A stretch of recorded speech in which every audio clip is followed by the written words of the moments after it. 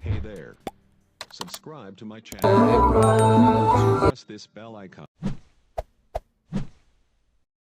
Hey there. Subscribe to my channel. And also press this bell icon.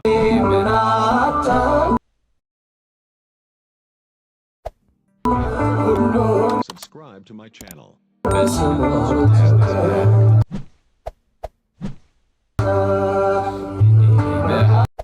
Hey there. And also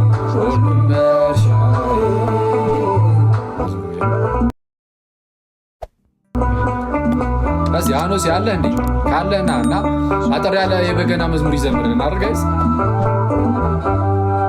እንደኔ ማንን ታግሷል ይቅርታ ፍቅሩን አልብሷል ማይገባኝን አድርጎ አሳልፎልኝ መልካም ነው ለኔስ መልካም ጸጋው ያገዘኝ ስደክም ሞትኩኝ ስል ምሕረት ደርቦ አቆመኝ በሕይወት አስቦ የኔ መድኃኒ ሁሉም መርሻዬ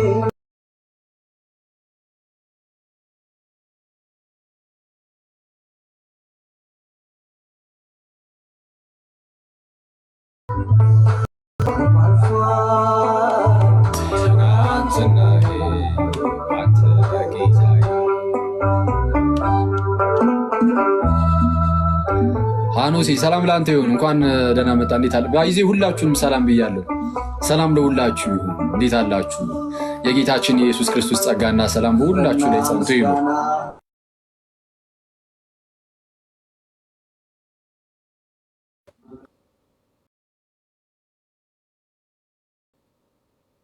ይመስገን አምላክ። እንኳን ደህና መጣ።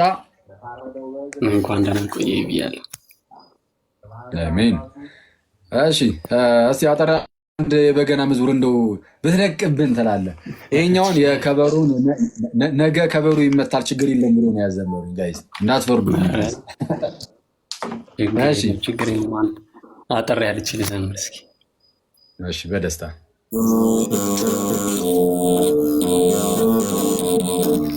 ረብስ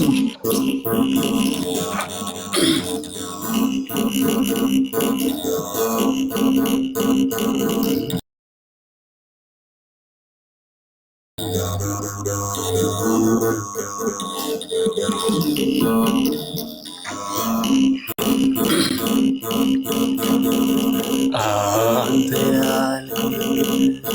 ብዬ ሁሉን ትቼዋለሁ ቀረኝ የምለው ቢኖረኝ አምላኬ ከአንተ ግን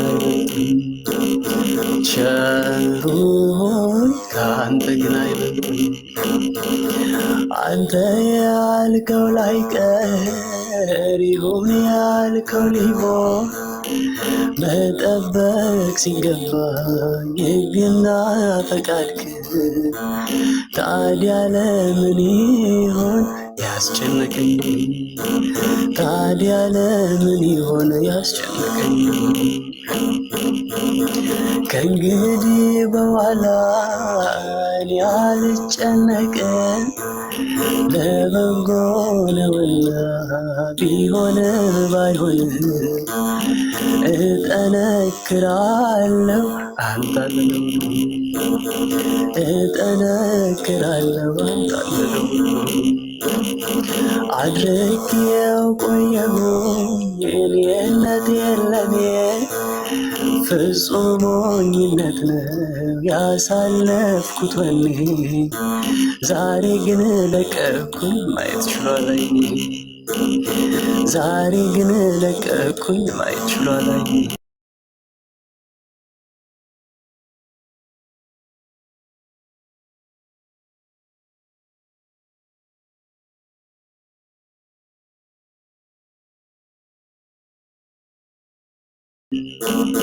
ሁሉንም አይቼ እንደማይሆንልኝ የፈጠርከውን እንድትረከበኝ አንተ ያልከው ይሁን ብዬ ተማረኩ። የፈቀድከው ይሁን ብዬ ተማረኩ። የፈቀድከው ይሁን ከእንግዲህ በኋላ እኔነቴና የለን ሌላ መላ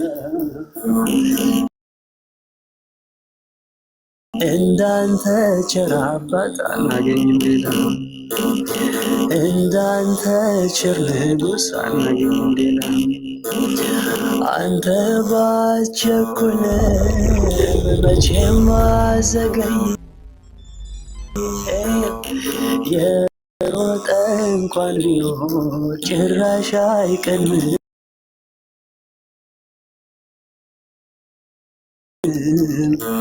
በአንተ ዘንድ ኩናቴ ምክንያት አለው ሁሉ፣ በአንተ ዘንድ ኩናቴ ምክንያት አለው። እሳትና ፍትፍት በማይለየው እጄ ስጎርስ ኖሬያለሁ እሳትን ወድጄ። ማስተዋል እንድማር አትጥፋ ከልጄ፣ ማስተዋል እንዳገኝ እጄ ብቻ አይደለም ዓይኔም ብዙ ስቷል። የሚያየውን ሁሉ እንደ ራሱ ቆጥሯል። የማየውን በዓይኔ ለካ ያንተ ነው ባል፣ የማየውን በዓይኔ ለካ ያንተ ነው ባል። አንድ ቀን አልመሸ አንድ ቀን አልነጋ በእኔ ፍልስፍና፣ ብዙ ዘመን ለኔ ቀስፎብኛልና እባክህ ሳይመሽ ስራኝ እንደገና፣ እባክህ ሳይመሽ ስራኝ እንደገና። ብዬ ሁሉ ትቼዋለሁ ቀረኝ የምለው ቢኖረኝ አምላኬ ከአንተ አይበልጥም፣ ቸር ሆይ ከአንተ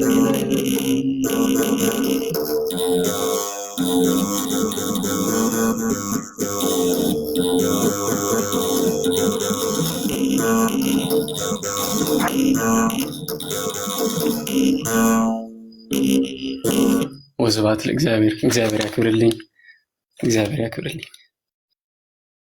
አሜን አሜን አሜን። ዝማሬ መላእክትን ያሰማልን። ሐኑሲ እግዚአብሔር ያክብርልን፣ አገልግሎትን ይባርከው ይቀድሰው።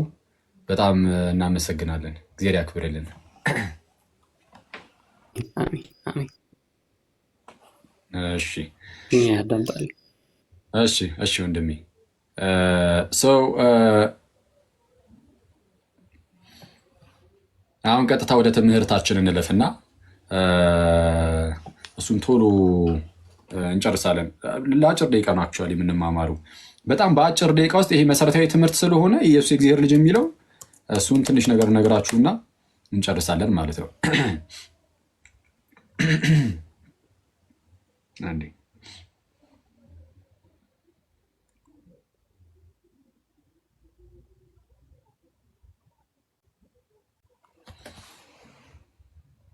አንዴ ላጥፋው ኮሜንቱን። ኦኬ ሰው እንግዲህ ዛሬ የገባንበት ርዕስ ኢየሱስ ክርስቶስ የእግዚአብሔር ልጅ በሚል ርዕስ ነው የገባ ነው እና ለምንድን ነው ይህንን ርዕስ የመረጥ ነው? እንዳልኳችሁ በዚህ በቪዲዮ ላይ እንዳስቀመጥኩላችሁ ዛሬ ቪዲዮ ሰርቼ አስቀምጫለሁ። ምናልባት ያላያችሁ ሰዎች እዛ ላይ ምን ብዬ ነበረ? ያው እንግዲህ ስተባበራችሁ ቪዲዮውን ሄዳችሁ ማየት ሳይጠበቅባችሁ እዚሁ ያሰናገራችሁ እሺ ከደረው ብቻ ግን በዚህ በእስልምና ውስጥ ቁርአን የሚባል መጽሐፍ አለ አይደለ? ቁርአን ለእነሱ በቃ የፈጣሪ ቃል ነው፣ ቀጥታ ከሰማይ የወረደ ማለት ነው። እንደዛ እንደተጠረዘ ሆኑ ሳይሆን ቨርባል ኦራል በሆነ መልኩ እንደዚህ በቃል ደረጃ ከላይ ቀጥታ ቃል በቃል የመጣ ነው እና ቃል በቃል ከላይ ከሰማይ የመጣ ነው። ከዛ በኋላ የመሐመድ ልብ ውስጥ ይቀረጻል አይነት ነገር ወይም በመሐመድ ልብ ውስጥ ያራል። ከዛ እነሱ ደግሞ ይናገራል። ሪሳይት ያደርጋል። ረስቴሽን ነው ራሱ ቁርአን ረስቴሽን ነው። ስለዛ መሐመድ ይለዋል ማለት ነው። ልክ እንዲህ እያለ ሲለው ይሉናል። የሚሰሙ ሰዎች ደግሞ ይጽፉታል። እሱ ሲናገር የሰሙትን ጽፈውታል። ስለዛ ይሄ ኪታብ ነው ማለት ነው። ወይ ሙስሐፍ መጽሐፉ እሱ በቃ መጽሐፍ ነው። ያ የተጻፈው ግን ቀጥታ ቃል በቃል ወርድ ፎር ወርድ ማለት ነው። ያናኑ ቃላቱም ቀጥታ ከዛ ነው የመጡት የሚል ነገር አለ። ሰው ለማንኛውም በዚህ መጽሐፋቸው ላይ አሁን ቁርአን የፈጣሪ ቃል ነው ወይ? በእኛ አይደለም። እሺ በእኛ አይደለም። ሙስሊም ወንድሞቻችን እንወዳችኋለን፣ እናከብራችኋለን። ግን ያው ቁርአን ግን ለእኛ የፈጣሪ ቃል በፍጹም አይደለም። የፈጣሪ ቃል ለእኛ ብሉያትና ሐዲሳት ናቸው። በስትንፋሰ እግዚአብሔር ብለን የምንናገራላቸው የእግዚአብሔር መንፈስ ያለባቸው። የእግዚአብሔር መንፈስ ያለባቸው ስንል ቀጥታ የመንፈስ ቅዱስ ኢንስፓይሬሽን ያለባቸው መጽሐፍት ማለት ነው። እንደዛ ብለን የምንጠራቸው ብሉያትንና ሐዲሳትን ነው። ብሉያት እንግዲህ በሕግ እና በነቢያት የተነገሩ መጽሐፍት አሉን። በኋላ በሐዋርያቱ የተሰጡ ወይም የተነገሩ ደግሞ መጽሐፍት አሉ። እነሱ እንደዚህ እንዳሉ ሆነው ከዚህ ውጭ ከዛ ምንድነው ቤተክርስቲያን ከተመሰረተች በኋላ የተጻፉ መጽሐፍት በፍጹም ለኛ የፈጣሪ ቃል አይደሉም። ማለት ብዙ የተጻፉ መጽሐፍት አሉ። ቁርአን አይደለም የመጀመሪያው። ክርስትና ከተጀመረ በኋላ በጣም ብዙዎች የእግዚአብሔር ቃል ተብለው የተጻፉ በጣም ብዙ መጽሐፍት አሉ። የእግዚአብሔር ቃል ተብለው ለምሳሌ የቶማስ ወንጌል የእግዚአብሔር ቃል ተብሎ ነው የተጻፈው። የቶማስ ወንጌል ተብሎ የለም እኮ። የቶማስ ወንጌል እንቀበላለን የእግዚአብሔር ቃል ነው ተብሎ ስለመጣ ነው። ያውም በቶማስ ስም በቅዱስ ቶማስ ስም የተጻፈ ማለት ነው። እንደዛ ስለተጻፈ ብቻ በቃ የእግዚአብሔር ቃል ነው። አክቹዋሊ የድንግል ማርያም ወንጌልም የማርያም ወንጌልም የሚባል አለ። ስለዚህ አሁን በእመቤታችን ስም ስላለ በቃ እንደው በእመቤታችን ስም ሆነው በቃ የፈጣሪ ቃል እንላለን አንልም። ስለዚህ ቤተክርስቲያናችን ናት መጽሐፍን የምትሰጠ እንጂ ብድግ እያደረገ አንድ ሰው የፈጣሪ ቃል ነው ስላለ እኛ አንቀበልም። ስለዚህ ይሄ ያው ይጠበቅልናል ማለት ነው አይደል? ይሄ መብታችን ይሄ ይጠበቅላችኋል። ሰው ቁርአን የፈጣሪ ቃል ነው ብለን አናምንም። ግን ያው ሙስሊም ወንድሞቻችን ያምናሉ እና በዚህ በሚያምኑት መጽሐፋቸው ላይ ክርስቲያኖች ይረገማሉ። ይነሴዝ አላህ ያጥፋቸው እያለ አላህ ይረግማቸዋል። ይረግመናል። አክቹዋሊ እኔም ክርስቲያን ሲጣራ እና አላህ ያጥፋቸው እያለ አላህ ይረግመናል። አላህ ያጥፋቸው ያለበት ምክንያት ነው በጣም በሚያስገርም ሁኔታ ክርስቶስ የእግዚአብሔር ልጅ በማለታችን ነው። ክርስቶስ የእግዚአብሔር ልጅ ነው የሚለውን እኛ አይደለም እኮ ያመጣነው አይደል? የእምነታችን ጀማሪና ፈጻሚ ሊቀ ካህናትና ሐዋርያ የቤተ ክርስቲያናችን ራስ ብቸኛው ንጉሳችን ብቸኛው ጌታችን እርሱ ራሱ ነው የእግዚአብሔር ልጅ እንደሆነ በግልጽ የተናገረው። ይህ ኢየሱስ የእግዚአብሔር ልጅ የሚለው ቃል ታስታውሳላችሁ። በማቴዎስ ወንጌል ምዕራፍ 16 ከቁጥር 13 ጀምሮ ሰዎች የሰው ልጅ ማን እንደሆነ ይሉታል ብሎ ጌታ ኢየሱስ ጠየቃቸው። ሐዋርያትን እኮ ነው የሚጠይቃቸው። እየሰማችሁ ነው ጋይዝ? እሺ እየሰማችሁ ከሆነ ኢየሱስ ሐዋርያትን በአንድ ወቅት ጠየቃቸው። ምን ብሎ? እስቲ ሰዎች ስለኔ ምን ይላሉ? የማን ልጅ እንደሆንኩ ነው የሚናገሩት? ሰዎች የሰው ልጅ ማን እንደሆነ ይላሉ። ሰዎች የሰው ልጅ የማርያም ልጅ እኔን ማን ነው የሚሉኝ ሰዎች ብሎ ጠየቃቸው። ሐዋርያቱ መለስ አደረጉና አንዳንዶች ኤልያስ ከነቢያት እንዳንዱ ሆኔና ጌታችን ነቢይ ነው። ጌታችን ነቢይ ነው ነው ጌታችን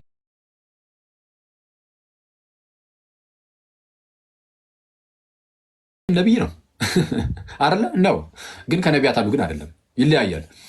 ጌታችን ነቢይ ነው ሲባል ነቢይ ማለት መምህር ማለት ነው። ሰው መምህር ከመሆኑ አንጻር የእግዚአብሔርን ነገር ለእኛ ከመናገሩ አንጻር ወደፊት የሚፈጠሩ ነገሮችንም ከመናገሩ አንጻር ኢየሱስ ነቢይ ሊባል ይችላል። አንድምታችን ላይ የባህሪ ነቢይ ይለዋል እና ነቢይ መባሉ ችግር የለም። ከነቢያት እንዳንዱ ግን በፍጹም ጌታችን ኢየሱስ ከነቢያት እንዳንዱ ግን አይደለም። ኢየሱስ የእግዚአብሔር ልጅ ነው። ሌሎችም የእግዚአብሔር ልጆች የተባሉ አሉ። ከእግዚአብሔር ልጆች ውስጥ እንዳንዱ ማለት ግን አይደለም። ኢየሱስ ይለያል። እሱን እንግዲህ መታወቅ አለበት። ከነቢያት አንዱ ነው ይላሉ ሰዎች አሉ። ስለዛ የነቢያት ተርታ ውስጥ ከተቱት ማለት ነው ጌታችንን። አንዳንዶች አይተዋል። ርቀት ላይ ያሉ ከክርስቶስ ርቀው ያሉ ከሐዋርያቱ ርቀው ያሉት እነሱ ስለ ሰው ልጅ ስለ ጌታችን ኢየሱስ ማለት ነው የሚናገሩት እንደው ከነቢያት አንዱ ነው ከነቢያቱ ነው። ጌታችን ግን መለስ አድርገና ኦኬ እናንተስ ማን ትላላችሁ? ራቅ ያሉት እነሱ ኦኬ እንደዛ ብለዋል። ግን እናንተስ ከእግሬ ስር ቁጭ ብላችሁ የምትማሩ ሐዋርያት የኔ ደቀ መዛሙርት እናንተስ ማን እንደሆንኩ ትላላችሁ ብሎ ጠየቃቸው። ያኔ ቅዱስ ጴጥሮስ ብድግ አለና መለሰ፣ የኔ ተወዳጆች እንዲህም አለ፣ አንተ ክርስቶስ የሕያው እግዚአብሔር ልጅ ነው። ጌታ አንተስ ክርስቶስ የሕያው እግዚአብሔር ልጅ ነህ። ይሄ በጣም ትልቅ ኮንፌሽን ነው። ይሄ ትልቅ ምስክርነት ነው። አንደኛ የምስክርነቶቹን ብዛት ኦኬ፣ የሰው ልጅ እዛ ጋር የሚታየው ኢየሱስ ነው አይደለ? ሰው ኢየሱስን ማን ይሉታል ሲባል ከነቢያት አንዱ ነው። ምንድነው ኤርምያስ፣ ኤልያስ፣ ዮሐንስ ምናምን ይላሉ አንዳንዶች። ወይ ደግሞ በቃ አጠቃላይ ከነቢያት እንዳሉ ምን ያህል አውርደው እንዳዩት ተመልከቱ። ይሄ አሁን ከሰማይ የሆነ መገለጥ አስተውሎ ራሱ አልተነገረላቸው። ይሄ ምድራዊ ነው። ይሄ ምድራዊ እውቀት ይባላል። ኢየሱስ ከነቢያት አንዱ ነው የሚለው እውቀት ምድራዊ እውቀት ነው። ሰማያዊው እውቀት ግን ጴጥሮስ ቀጣይ የተናገረው ነበር። ምክንያቱም ጌታችን ነግሮናል ሰማያዊ እውቀት እንደሆነ ምድራዊ እንዳልሆነ ከስጋና ደም ያልሆነ መገለጥ እንደሆነ ጌታችን ቀጠል አድርጎ ነገረን። ምን ብሎ አንተ ክርስቶስ የሕያው እግዚአብሔር ልጅ ነህ አለ። ኦኬ አንተ ኢየሱስ አንተ አለው ኢየሱስ አንተ ክርስቶስ ነህ አለ። የመጀመሪያው ኮንፌሽን የመጀመሪያው ምስክርነት ክርስቶስ ማለት መሲህ ቅቡ ማለት ነው። ይጠበቅ የነበረው የዳዊት ልጅ ከወገብህ ፍሬ በዙፋን ላይ አኖራለሁ ተብሎ ስለ መሲሁ አስቀድሞ ተነግሯል። የምትጠበቀው መሲህ ኧረ አንተ ነህ አለ። አንተ ክርስቶስ ነህ። የኢየሱስን ክርስቶስነት መመስከር ትልቅ ክርስቶስ ነህ። ክርስቶስ መሲሁ አንተ ነህ። ግን መሲሁ ብቻ አይደለም፣ ይህ ይመጣ ዘንድ ያለው መሲህ ግን የሕያው እግዚአብሔር ልጅ ነው። በባህሪው የማን ልጅ ነው? የሕያው እግዚአብሔር ልጅ ነው። የሕያው እግዚአብሔር ልጅ ነው። ይሄ ትልቅ ምስክርነት ነው። ከዛን ጌታችን መለስ አደረገና ምን ቢለው ጥሩ ነው? ያው የዮና ልጅ ስምዖን ሆይ ያለው ጴጥሮስ ጌታችንን የማን ልጅ ነበር ያለው? ጴጥሮስ ጌታችንን የማን ልጅ አለው?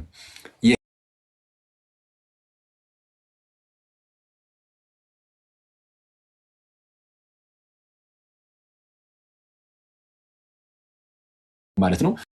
ምን ይለዋል? ልክ አንተ ክርስቶስ የሕያው እግዚአብሔር ልጅ ነህ ሲለው ጴጥሮስ ጌታችን ደግሞ መለስ ያደርግና የዮና ልጅ ስምዖን ሆይ፣ የሕያው እግዚአብሔር ልጅ ስምዖን ሆይ ሳይሆን የዮና ልጅ። ጴጥሮስ የእግዚአብሔር ልጅ ነው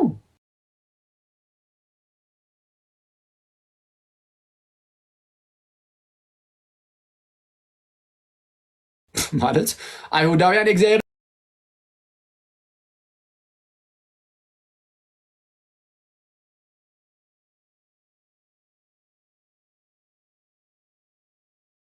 የኬፋ የጴጥሮስ አባቱ ማን ይባላል? ዮና። የዮና ልጅ ስምዖን ሆይ ይህንን ስጋና ደም አልገለጠልህም አለው። የትኛውን? አንተ ክርስቶስ የሕያው እግዚአብሔር ልጅ ነህ የሚለውን ይህንን ስጋና ደም አልገለጠልህም፣ ይህንንስ በሰማይ ያለ አባቴ እርሱ ገለጠልህ እንጂ። አንተ ጴጥሮስ ነህ፣ በዚች ዓለት ላይ ቤተ ክርስቲያኔን መሰረታለሁ፣ መንግስቴን መሰረታለሁ። ቤተ ክርስቲያን የክርስቶስ መንግስት ናት። መንግስቴን መሰረታለሁ። ኢየሱስ መንግስት አለው። ባይዚ እዚህ ምድር ላይ ኢየሱስ መንግስት አለው። ንጉስ ነው ኢየሱስ ንጉሳችን ነው። በዚች ዓለት ላይ ቤተክርስቲያኔን እመሰርታለሁ ማለት መንግስቴን እመሰርታለሁ እንደማለት። ልክ ቆላሲስ ምዕራፍ 13 ላይ ወደ ፍቅሩ ልጅ መንግስት አፈለሰን ይላል አይደል? ወደ ፍቅሩ ልጅ መንግስት አፈለሰን ይላል። ያፈለሰን ወደ ቤተክርስቲያን ወደ ፍቅሩ ልጅ መንግስት አፈለሰን። ዝቅ ብሎ ቁጥር 18 ላይ እርሱም የአካሉ ማለትም የቤተክርስቲያን ራስ ነው ይላል። እርሱም ይላል ክብር ሁሉ ለእርሱ ይሁንና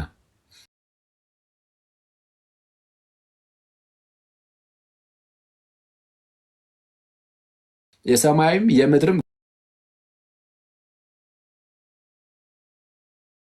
ጌታ ፈጣሪ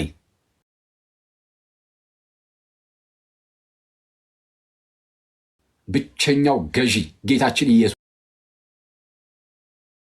ማለት ነው። እርሱ የአካሉ ይልና ማለትም የቤተ ክርስቲያን ራስ ነው ይላል። ቤተክርስቲያን ራስ እንዲሆን ሰጠው። ሁሉም ከእግሩ በታች ከዘዛለ በኋላ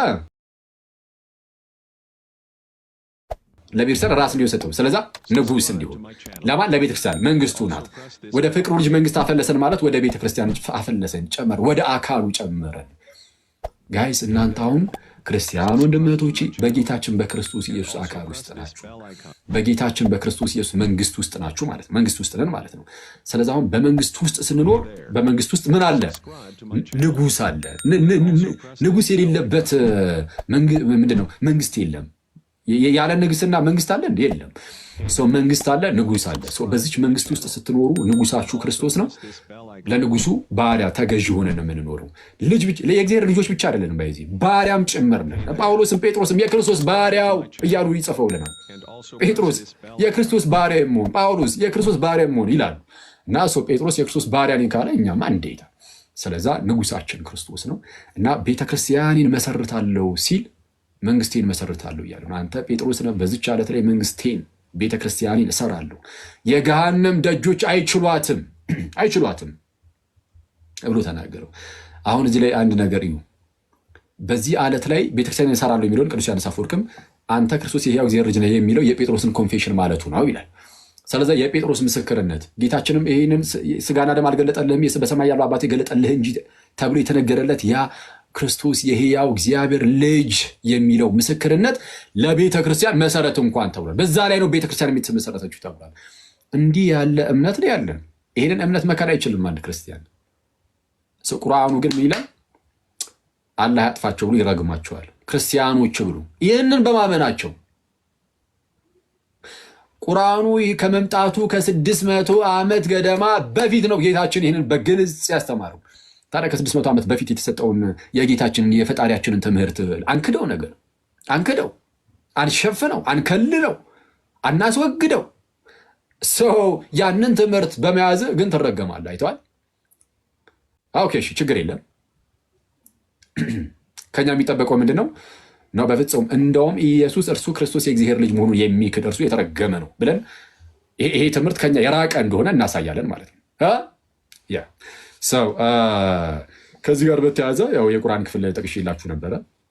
9ኛው ሱራን 30ኛው አያ ላይ ክርስቲያኖች አልመሲህ የአላህ ልጅ ነው ይላሉ፣ ይህ ግን በአንደበታቸው ያለው ቃላቸው ነው፣ እንደው አላህ ያጥፋቸው ያለ ይናገራል። ለማንኛውም የአላህ ልጅ ነው የሚለው ላይ እዛው ቪዲዮ ላይ ነግሬያችሁ ነበር። አሁን እንግዲህ አላህ የሚለው እግዚአብሔርን ከሆነ በቃ ክርስቶስ የእግዚአብሔር ልጅ ነው ብያቸዋለሁ። ግን በእስልምና ውስጥ ሙስሊም ወንድመቶች የረም ስሙኝ። አሁን እናንተ አላህ ብላችሁ በቃ የምታስቡት አምላክ አለ አይደለ? በህሊናችሁ የምታስቡት እናንተ የምታስቡት ራሱ የአምላክ የኢየሱስ አባት ነው ብዬ አላምንም። ፐርሰናሊ እኔ እንደዛ ብዬ አላምንም። እናንተ የምታስቡት የአምላክ በዛ በቁርአናችሁ ላይ የተጻፈው ምናምን በሙሐመድን በኩል የተገለጠው እሱ የጌታችን የኢየሱስ አባት ነው ብለን አናምንም። እንደዛ አናምንም። ግን ኢየሱስ የእግዚአብሔር ልጅ ማለታችንን እሱን ተቃውሞ ስለሆነ ይህንን እየጻፈ ያለው አረ ኢየሱስ የእግዚአብሔር ልጅ ነው ብለን ዛሬ የተወሰነ ነገር ከመጽሐፍ ቅዱስ አሳያችኋለሁ። እና ይሄ መሰረታዊ ትምህርታችሁ ነው ክርስቲያኖች። ይህንን በተአምር ይህን ማወቅ ብቻ አይደለም ማሳወቅም አለባችሁ። ይህንን አሁን የምትሰሙ ወንድም እህቶቼ ሁላችሁም ታውቁታላችሁ። እርግጥ ቀለል ያለ ነገር ነው። መጽሐፍ ቅዱስን በግልጽ ስለሚናገሩ ብዙዎቹን ታውቋቸዋላችሁ። ኦፍኮርስ ሁሉንም ታውቋቸዋላችሁ። ግን ትይዙና በምን መልኩ ማስረዳት እንዳለባችሁ ነገራችሁና ቤታችሁ ውስጥ ላሉ ሰዎች ኢየሱስ የእግዚአብሔር ልጅ መሆኑን አሁን በማሳያችሁ መልኩ ታስረዷቸዋላችሁ። እሺ፣ ለተናናሽ ወንድሞቻችሁ እህቶቻችሁ፣ ለተናናሽ ብቻ ለኩዮቻችሁ፣ ለጓደኞቻችሁ፣ ይሄ በስራ ቦታ በትምህርት ቤት የሃይስኩል ተማሪዎች፣ የሰንበት ትምህርት ቤት ተማሪዎች፣ የዩኒቨርሲቲ ተማሪዎች ምናምን አላችሁ አይደለም? አውሩ እንጂ ስለ ክርስቶስ አውሩ። አታፍሩበትም አይደል? በክርስቶስ ታፍራላችሁ እንዴ? ታፍራላችሁ በክርስቶስ? በክርስቶስ አታፍሩም። በክርስቶስ የሚያፍር ቢኖር ጌታችን በክብር በመጣ ጊዜ በአባቱ ፊት ያፍርበታል። ስለዛ ማንም ክርስቲያን አያፍርም በክርስቶስ። ስለዛ ስለ ክርስቶስ አውሩ። ኢየሱስ የእግዚአብሔር ልጅ የሆነ ቀላል አድርጋችሁ ጀምሩ። ለምሳሌ እዚህ እንማማር የለ እሷን በደንብ አድርጋችሁ ትይዙና አሁን ሰጣችሁን ትንሽ አጭር ነገር የ10 ደቂቃ 15 ደቂቃ ነገር ሰጣችኋለሁ። 10 ደቂቃ 15 ደቂቃ በቃ አለቀ። እሷን እናንተ ቀልጠፍ አድርጋችሁ ትይዟትና እኔ ስለማንዛዛባችሁ እሷን ያዝ ታደርጉና ዝም ብለህ ለምሳሌ ቀስ አድርገህ ተናግሯል። እኔ የምልህ ኢየሱስ ግን ወልድ ነው ምናምን ሲባል አብ ወልድ መንፈስ ቅዱስ እንላለን። ወልድ ኢየሱስ ነው። ወልድ ማለት ልጅ ነው። ስለዚህ ልጅ ከተባለ የአብ ልጅ ነው፣ የእግዚአብሔር ልጅ ነው። የእግዚአብሔር ልጅ ነው ሲባል እንዴት እንደሆነ ግን እኮ እንደዚህ እየተማማርን ከዚህ አንጻር ነው እኮ ተብሎ ደስ ይላል ምናምን ብለህ ቀለል አድርገህ ነገር የሆነ ትምህርት አስመስለህ አትስጠው። ያው አንዳንድ ሰው ትምህርት ምናምን ሲመስለው ያው በሚያሳዝን ሁኔታ አእምሯችንም እየፈዘዘብን ስለመጣ እንደዛ ትምህርት ሳታስመስል የሆነ ቀለል አድርገህ ፍሬንድሊ የሆነ ወሬ አድርገውና ምንም አይነት ነገሮችን እንደምታወራው ግን በክብር እንደዛ አድርገህ በቃ ኢየሱስ የእግዚአብሔር ልጅ መሆኑን ቀለል አድርገህ ንገረው ፕሊዝ። በጌታ ይህንን አድርጉ ሁላችሁም። እሺ እንደው በእግዚአብሔር እኔም አደርጋለሁ። በዙሪያ እንደዚህ አይነት ሰዎች ሲያጋጥሙ ኢየሱስ የእግዚአብሔር ልጅ መሆኑን በደንብ የማይረዱ ሰዎች ሳገኝ አደርገዋለሁ። እግዚአብሔርን በቃ እኔ በእናንተ ፊት ቃል ገብቻለሁ። ስለዚህ እኔ እንደዛ አደርጋለሁ። በዙሪያ ያሉ ሰዎች ምናምን ካጋጠሙኝ አደርገዋለሁ። እናንተም ግን አድርጉት። ትምህርት ቤት የሃይስኩል ተማሪ ቆንጂት ካለሽ አንበሳው፣ አንተም የግቢ ተማሪዎችም እንዳልኳችሁ ሰንበት ትምህርት ቤት ላይም እናንተ እንኳን ታውቁታላችሁ ብዬ ተስፋ አደርጋለሁ። ሌሎቻችሁም በመስሪያ ቤት ደረጃም ያላችሁ መስሪያ ቤት ቢሮአችሁ ውስጥ ምናምን ምን ችግር አለው? ቀለል አድርጋችሁ የሰውን ሃይማኖት እንዳትነቅፉ፣ ሳትነቅፉ ምናምን ሳትሳደቡ፣ ቀልብ ውስጥ በሌላ ሃይማኖት አትቀልዱ። አያስፈልገንም። እንደዛ ሳናደርግ እምነታችንን ቀስ አድርገን እና በዛ ውስጥ አሁን ይሄ የምትናገሩት የእግዚአብሔር ቃል ስለሆነ ስለ ክርስቶስ ስለሆነ ሳይታሰብ እናንተ እኮ በቃ ዝም ብላችሁ እናንተ በቃ ማድረግ ያለባችሁን ብቻ አድርጉ።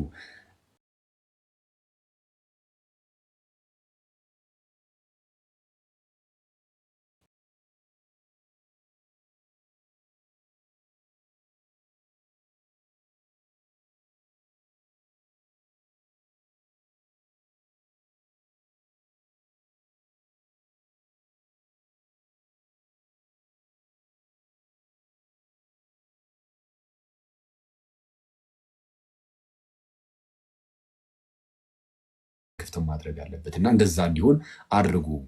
በእምነት ውስጥ የሌለ ሰውም በኤርሲያን ውስጥ የሌለ ሰውም ቢሆንም መንፈስ ቅዱስ ወደ ኤርሲያን እንዲመጣ ወደ ክርስቶስ አካል እንዲመጣ ወደ ጌታችን እንዲመጣ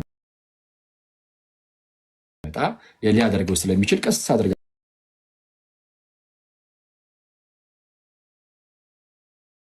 እንደዛ አድርጉ። ስለዚህ ከራሳችሁ ተርፋችሁ የሌላው መድረስ አለባችሁ ማለት ነው።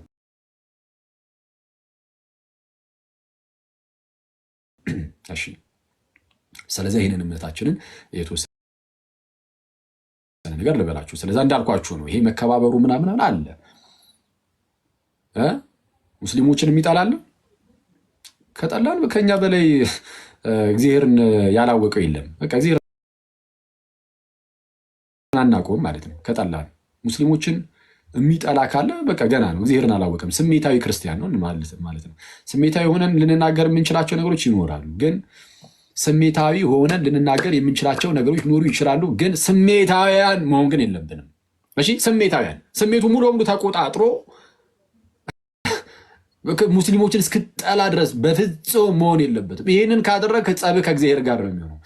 ይኸውላችሁ የሬት ወዳጆች የሆነ ነገርን ለመውደድና ለመጥላት መጀመሪያ እግዚአብሔር ያንን ነገር ይወደዋል ይጠላላችሁ ጀምሩ። ከዛ ጀምሩ እግዚአብሔር የሚጠላውን ነገር ጠሉት። እግዚአብሔር የሚወደውን ነገር ብትጠላ ግን የእግዚአብሔር ቁጣ በአንተ ላይ ሊመጣብህ ይችላል። ስለዛ በተአምር እንዳናደርገው በጣም መጠንቀቅ አለብን። ስለዛ እንዳንጠላ የሆነ አሁን ለምሳሌ ሙስሊሞች አሁን በተለያየ በአንድም በሌላ ምክንያት የሆነ በግርግሩ ምንም እየተነሳ የሆነ ነገር የሚያናድድ ነገር ሲያደርጉ ካያችሁ ጥላቻ እነሱን መጥላት በውስጣችን በጣም እየነገሰ እንዳይሄድና ሰይጣን ያችን ቀዳዳ አድርጎ ገብቶ ደግሞ የጥላቻ መንፈስን ውስጣችን እንዳይበክለውና እንዳይዘራብን ለእነሱ መጸለይ። ስንጸልይላቸው አንጠላቸውም፣ ስራቸውን ግን ልንጠላው እንችላለን። ስራ ሊጠላ ይችላል። የማንም ክርስቲያን ሆኖም ኃጢአትን የሚሰራ ካለ ይጠላል ስራው። ሰዎች ግን አይጠሉ። እግዚአብሔር ሰዎችን ይወዳል። ምን ያህል ወደዳቸው ሙስሊሞችን እግዚአብሔር ካላችሁኝ ብቸኛውን ኢየሱስ ልጁን ብቸኛው ልጁ ኢየሱስን እስኪሰጣቸው ድረስ ለእነሱም እኮ ነው የሰጠው ክርስቶስን። አንቀበልም ብለው ሪጀክት አደረጉ፣ ገፉት። ፈጣሪ እግዚአብሔር እንዲህ ግፍት አደረጉት እንጂ ዞር አድርግልን ልጅህን አንፈልገውም አንተንም አንፈልግም አሉት እንጂ እግዚአብሔር ለሙስሊም ወንድመቶቻችንም ልጁ ኢየሱስን ልኮላቸዋል። ስለዚህ ይህንን የላከላቸውን ኢየሱስን ደግሞ እንዲቀበሉት ልንጸልይ ይገባል። ጥላቻ ግን ከኛ ይራቅ። ስለዚህ ጥላቻ መኖር የለበትም፣ ማክበር አለብን። የምናደርጋቸውን ነገሮች ሁሉ በትህትና በፍቅር በየዋህነት ልናደርግ ይገባል። ይህ ግን ይሄ በዕለት ተዕለት ኑሯችን ያለው ይሄ መቻቻሉ መከባበሩ ይሄ ግዴታ ነው። አይደል? ያስፈልጋል። ፕሊዝ በጌታ እዚህ ምድር ላይ መሬት ላይ ልክ ስትኖሩ ሙስሊሞችን አይታችሁ አሁን በተለያየ አጋጣሚ በሚዲያውን በሚነሱ ግርግሮች ምክንያት ለነሱ የሆነ ጥላቻ ነገር ማሳየት እንዳትጀምሩ፣ እንደው በጌታ እንዳንጀምሩ። ይሄ ነው በጣም የሚያስፈራው። እኔ ፕሮቴስታንቲዝም ላይም ስሰራ ክርስቶስን በጣም የሚያስፈራኝ አንዱ ነገር ይሄ ነው። ፕሮቴስታንቲዝም ስህተት ነው፣ በቃ አለቀ። እንደዛ ብዬ ነው እንደዛ ብለን ምናምን እና እዛ ላይ በጣም ስንሄድበት ትምህርቱ ላይ ግን የኛ የራሳችን ግን ጭንቅላታችን እነሱ ወደ መጥራት እየተቀየረ እንዳይሄድ ብዬ በጣም ነው የምፈራው። እና እንደዛ መሆን የለበትም። በጣም መጠንቀቅ አለብን። እሱን ለመጠበቅ ጸልዩ ማለት ለነሱ ለምሳሌ ለፕሮቴስታንቶች መጸለይ ወንድሞቻችን ናቸው እህቶቻችን ናቸው ልንጸልይላቸው ይገባል። በተለይ ብዙዎቹ ታውቃላችሁ ምን ያህል ምስኪኖች የዋሆች እንደሆኑ። ስለዛ በተቻለ አቅም ለነሱ መጸለይ መለመን። ልክ ስትጸልዩላቸው አጠሏቸው፣ ሳጣሏቸው ምንፍቅናውን ብቻ በመጥራት እንደውም እነሱን ወደ ክርስትና ወደ ኤርሳን ለማምጣት መስራት ትጀምራላችሁ። ይሄ ነው ሲያም ሆነ ይህ መከባበሩ መፋቀሩ ግን ክርስቶስ ላይ እንድንደራደርበት አያደርገን በፍጹም አይቻልም። እሱ ገና ለገና መቻቻል መፋቀር እሱ አለ እንደዛ መካበሩ ምናምን አለ። ስለዛ በቃ ኢየሱስ የእግዚአብሔር ልጅ አይደለም ምናምን ቢሉም በቃ ይወርዱ እስቲ ተዋቸው አንልም። እንደዛ አንልም። መከባበሩ ምናምን መቻቻሉ ስላለ ኢየሱስ የእግዚአብሔር ልጅ አይደለም ብሎ አንድ ሙስሊም ወጥቶ ቢናገር በቃ ይበር ችግር የለም እንቻለው በእኛ ይለፍ አንልም። እንደዛ አይቻልም። እሺ የምናልፋቸው ነገሮች አሉ፣ የማናልፋቸው ነገሮች አሉ። የምንሞትለት ነገር አለ፣ የማንሞትለት ደግሞ ነገር አለ። በማንሞትለት ነገር ዝም ብለን ራሳችን ሄደን እንትን አናደርግም። የምንሞትለት ነገር ግን አለ፣ ጌታችንን እንሞትለታለን። ኢየሱስ የእግዚአብሔር ልጅ አይደለም ቢል ስህተት ነህ፣ ኢየሱስ እርሱ ክርስቶስ የእግዚአብሔር ልጅ ነው እንላለን። እንዲህ ብለህ መስዋዕት ሰማዕትነት ቢመጣ ራሱ ይቆጠርልሃል። እንዲህ በማለት ከሆነ የሚመጣብህ ማለት ነው። ግን ዝም ብሎ በሆነ ባሉ ነው። ግን ዝም ብለን የሆነ ኳረል ውስጥ አንገባም። በሆነ ባሉ ጭቅጭቅ ውስጥ ግን አንገባም። በቃ ይሄኛው ግን ክርስቶስ ላይ ግን አንደራደርም። አምላካችን ነው፣ ጌታችን ነው፣ የእግዚአብሔር ልጅ የሚለው ትምህርታችን። ኢየሱስ ጌታ አይደለም የሚል ካለ ኢየሱስ ጌታ አይደለም የሚል ካለ ይህን አንደራደርም። ማን ነው ተብሎ ተነግሮን እንዲህ ተብሎ ተነግሮን አብና ወልድን የሚክድ እርሱ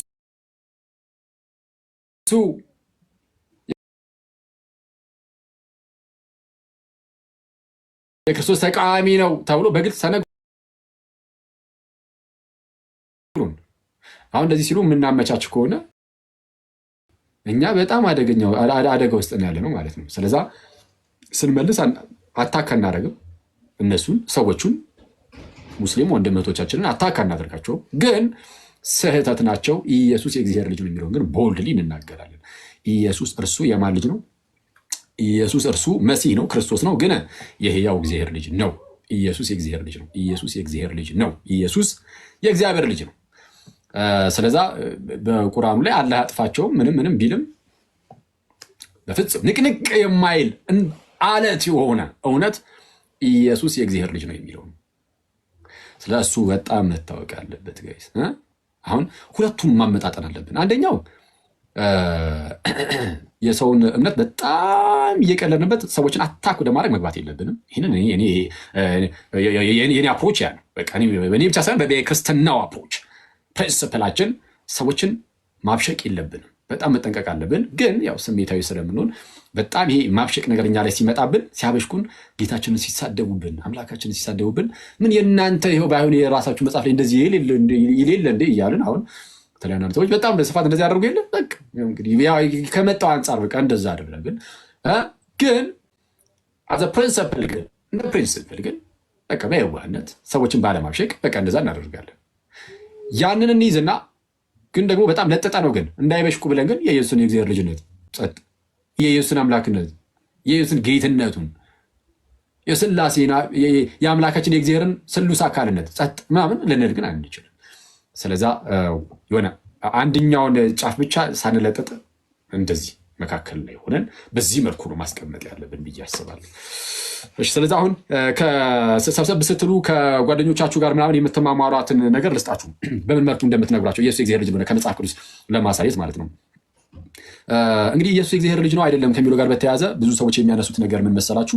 አይ ኢየሱስ የእግዚአብሔር ልጅ አይደለም የሚሉና በተለይ በእስልምና ውስጥ ያሉ ወንድሞቻችን ምናምን ግን መጽሐፍ ቅዱስ ላይ እኮ የእግዚአብሔር ልጅ እንደሆነ ይናገራል ስትሏቸው በግልጽ ኢየሱስ የእግዚአብሔር ልጅ እንደሆነ መጽሐፍ ቅዱስ ይናገራል ስትሏቸው አይ ኖ እሱ እኮ ሌሎችም ፍጥረታት የእግዚአብሔር ልጅ ተብለዋል፣ ለሌሎችም ፍጥረታት አብ አባት ተብሏል። ስለዛ የኢየሱስ የእግዚአብሔር ልጅነት ከሌላው የተለየ አይደለም። በቃ እንደዚህ እናንተ እንደምታስቡት አይነት ልጅነት ከሌላው ይሄ ሌሎች ፍጥረታት ምናምን እኛ ራሳችን የእግዚአብሔር ልጅ እንባል የለ ከኛ ሁሉ በተለየ መልኩ ኢየሱስ የእግዚአብሔር ልጅ አይባልም ይላል።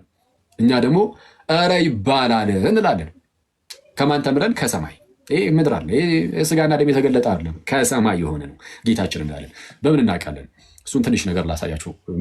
ይሄ ኖርማል ምድር ላይ ያሉ ሰዎችም ፍጥረታት የእግዚአብሔር ልጅ እንደሚባሉ እንግዲህ በጣም ብዙ ማሳያዎች አሉ። ዘፍጥረት ምዕራፍ 6 ላይ ለምሳሌ በሴት በኩል የሚመጡ ዘሮች ማለት ነው። አዳም ሴትን ይወልድና ከዛም በሴት በኩል የሚመጡት ትውልዶች አሉ፣ በቃየል በኩል የሚመጡ ደግሞ ትውልዶች አሉ። እና በሴት በኩል የሚመጡ ትውልዶችን ዘፍጥረት ምዕራፍ 6 ቁጥር 2 ላይ የእግዚአብሔር ልጆች ብሏቸዋል። የእግዚአብሔር ልጆች።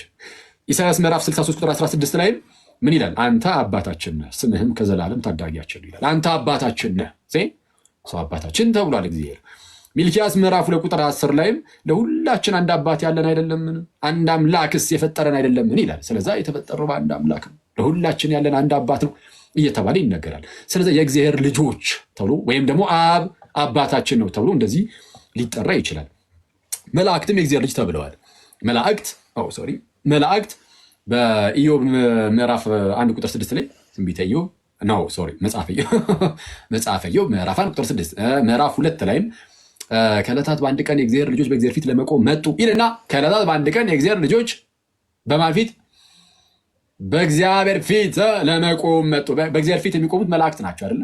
በእግዚአብሔር ፊት የሚቆመው እኔ ገብርኤል ነኝ እንዳለ ሰው በእግዚአብሔር ፊት ለመቆም መጡ ይልና በመካከላቸው ማን ነበረ?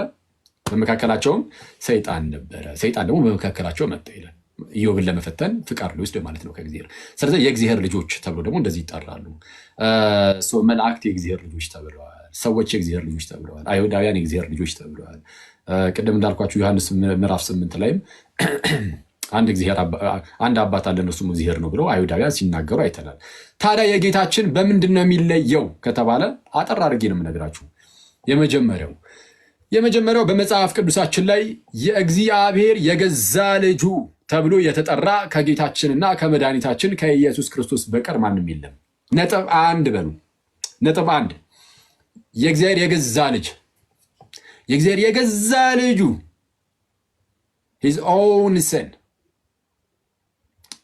የራሱ የገዛ ልጁ የገዛ ልጅ ተብሎ ሊጠራ የሚችለው ከኢየሱስ በቀር ማንም የለም በመጽሐፍ ቅዱሳችን። አብም የገዛ አባቱ ተብሎ ለኢየሱስ ካልሆነ በስተቀር ሌላ ለማንም ሊጠራ አይችልም። በመጽሐፍ ቅዱሳችን ላይ ኢየሱስ የእግዚአብሔር የገዛ ልጁ ተብሎ ተጠርቷል ብቻው፣ ሌላ አይጋራውም ይሄንን አገላለጽ። ምክንያቱም የገዛ የሚለው ቀጥታ ከእርሱ የተገኘ እንደሆነ ስለሚያሳይ የገዛ ነው የሚለው። ማስረጃ ሮሜ ምዕራፍ 8 ቁጥር 32 ላይ እንዲላል ለገዛ ልጁ ያራራለት ነገር ግን ስለ ሁላችን አሳልፎ የሰጠው እንዲያ ሁሉን ነገር ከእርሱ ጋር እንዴት አይሰጠንም ይላል። ለማን ያራራ? ለገዛ ልጁ ያራራለት። ለገዛ ልጁ ያራራለት ካለ ኦኬ፣ ኢየሱስ የገዛ ልጁ ነው። ኢየሱስ ምኑ ነው? የገዛ ልጁ ነው። የገዛ ልጁ ነው ማለት ቀጥታ ከእርሱ የሚገኝ ነው ማለት ነው። ልክ ለምሳሌ ያንተ የገዛ ልጅህ ከተባልክ ቀጥታ ከአንተ የተወለደ ነው ማለት ነው። ኢየሱስ የአብ የገዛ ልጁ ተብሎ ተነግሮለታል።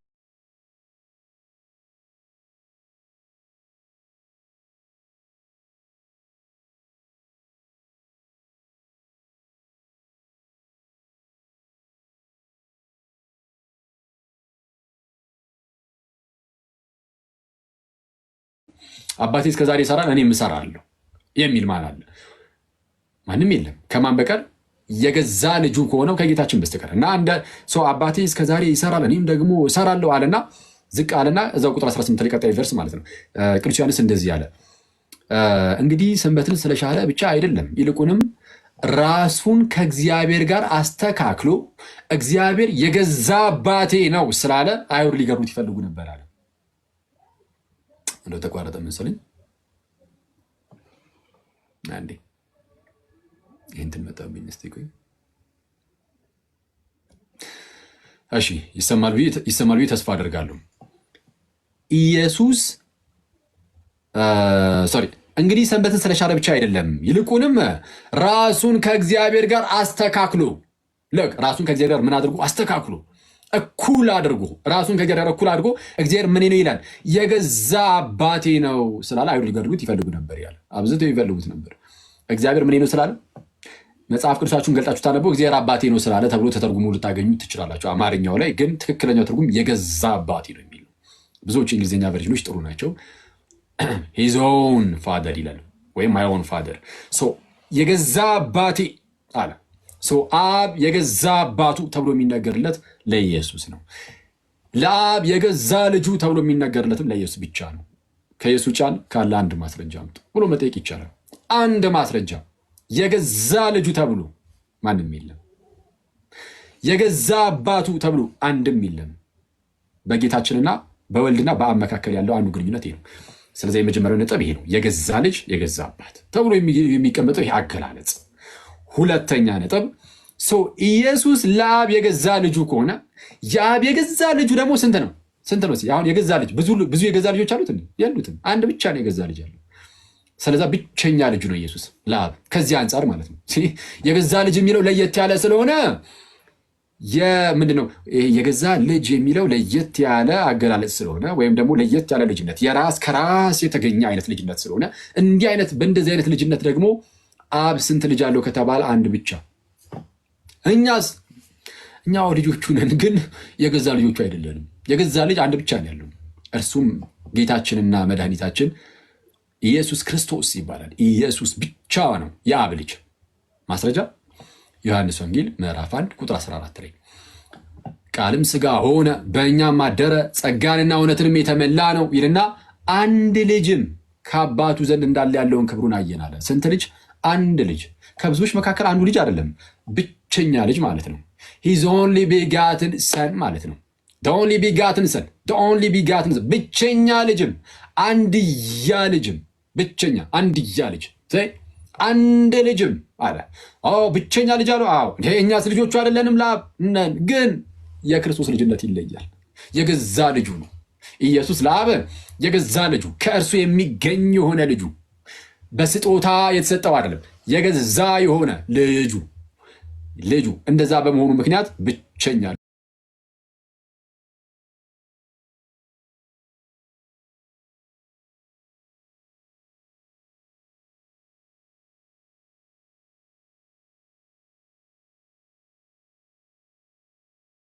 እርሱ ግን ተረከው ይላል። በአባቱ እቅፍ ያለ አንድ ልጁ። አንድ ልጁ ማለት ከብዙዎች መካከል አሁንም ደግሞ ያለው ከብዙዎች መካከል አንዱ ማለት አይደለም። ሂዝ ኦንሊ ቢጋትን ሰን ነው የሚለው ብቸኛ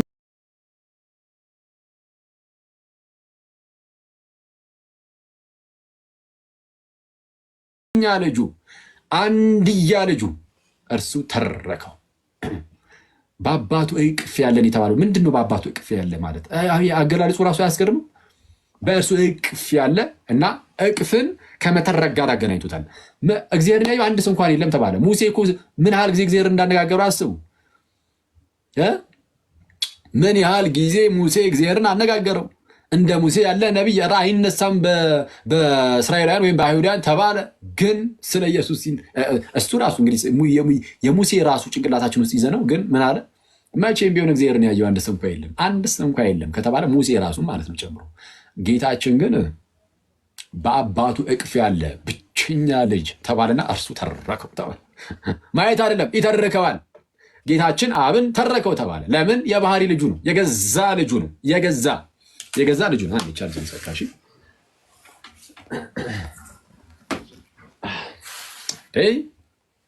ሰው ብቸኛ አንድያ ልጁ ነው። ተጨማሪ ማስረጃ ዮሐንስ ወንጌል ምዕራፍ 3 ቁጥር 10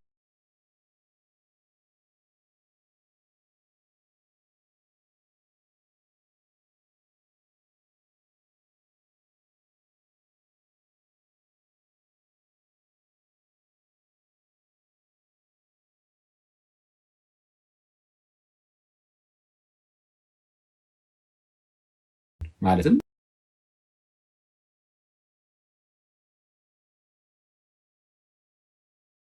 ብቸኛ ልጁን እስኪሰጥ ድረስ ዓለምን እንዲወዱታል።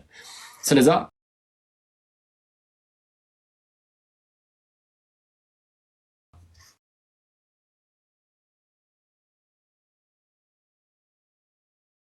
ኢየሱስ የአብ ብቸኛ ልጁ ከመሆኑ አንጻር እንደኛ ያለ አይነት ልጅነት እንዳልሆነ እናውቃለን።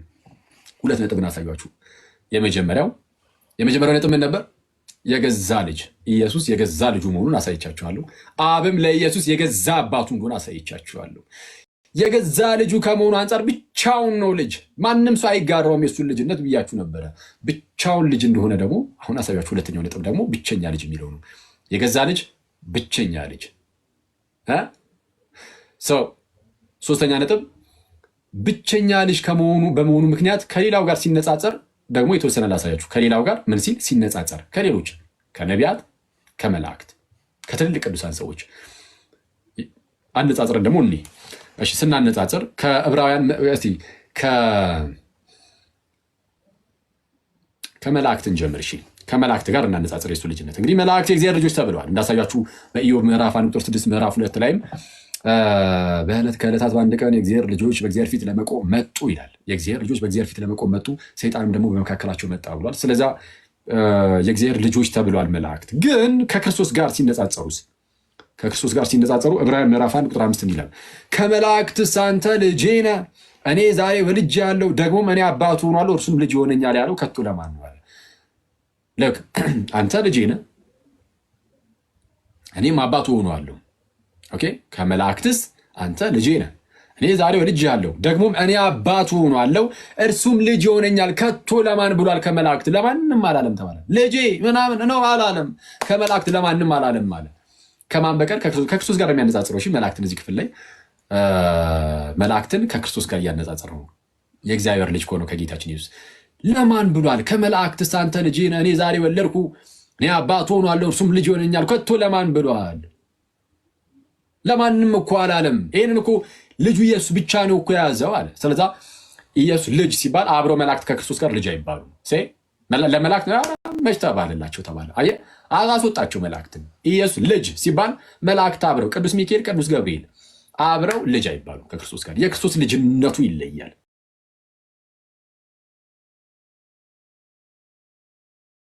በኩሩን ልጁን ወደ ዓለም ሲያገባ በስጋ ወደ ዓለም ገብቶ ለጌታችን ልጁ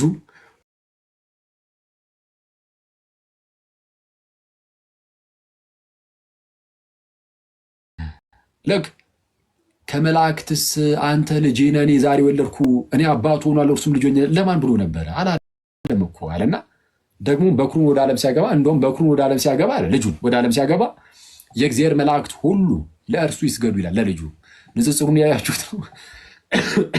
ኢየሱስ የእግዚአብሔር ልጅ ነው። መላእክት የእግዚአብሔር ባሪያ ናቸው። ከልጅነት አንጻር ሲነገር አብረው ልጅ አይባሉም መላእክት። ስለዚህ አሁን ንጽጽሩን ይዩት። ኢየሱስ ነው የእግዚአብሔር ልጅ የሚባለው። እንደውም መላእክት ወደ ዓለም በኩሩ ሲገባ የሚሰግዱ ናቸው። ለማን? ለበኩሩ፣ ለልጁ ለኢየሱስ አይደል ያለው? ደግሞም በኩሩን ወደ ዓለም ሲያገባ የእግዚአብሔር መላእክት ሁሉም ለእርሱ ይስገዱ ይላል። ማነው ለክርስቶስ የሚሰግደው አለ? ወይም ለበኩሩ ለልጁ ለእግዚአብሔር ልጅ የሚሰግደው ማነው አለ? የተወሰኑ መላእክት ሚካኤልና ገብርኤል፣ ቅዱስ ሚካኤልና ቅዱስ ገብርኤል ነው። መላእክቱ የእግዚአብሔር መላእክት የተባለ ሁሉ የእግዚአብሔር መላእክት ሁሉም ለእርሱ ይስገዱ። በስመ አብ። ጌታችን እንዴት ያለ ክብር ነው ያለው! አስባችሁታል? በእግዚአብሔር ስም የእግዚአብሔር መላእክትን አስቧቸው ጋይስ፣ ምን አይነት ክብር እንዳላቸው። መናፍስት ናቸው እና እነዛ መናፍስት የእግዚአብሔር መላእክት እነዛ ኃያላን እነዛ ሁሉም ይላል ባይዜ ይሰመርበት፣ ሁሉም ለኢየሱስ ይሰግዳሉ፣ በኢየሱስ ፊት የሚንበረከኩ ናቸው። ኧረ በስመ አብ። ክብር ሁሉ ለጌታችን በእውነት እና ከመላእክት አንተ ልጄ ነህ፣ እኔ ዛሬ ወለድኩ፣ እኔ አባቱ ሆናለሁ፣ እርሱም ልጅ ይሆነኛል ከቶ ለማን ብሏል? ለማንም። ደግሞ በኩሩን ወደ ዓለም ሲያገባ የእግዚአብሔር መላእክት ሁሉም ለእርሱ ይሰግዳሉ ይላል። ስለዚህ አሁን በንጽጽር ደረጃ መላእክት እንኳን አብሮት ልጅ አይባሉም ተባለ። የእርሱ ልጅነት ከፍ ያለ ነው፣ ለየት ያለ ነው። መላእክትን ሁሉ የሚያሰግድ ነው። መላእክት ሁሉ የሚያመልኩት ጌታ ነው፣ ኢየሱስ ማለት ነው፣ የእግዚአብሔር ልጅ ማለት ነው። ንጽጽሩ ከመላእክት አንጻር ታነጻጽሩት፣ ይኸው ተመልከቱ። እሺ ሁለተኛ ከሙሴ አንጻር እናደርገው። ሙሴ እንዳንተ ያለ ነቢይ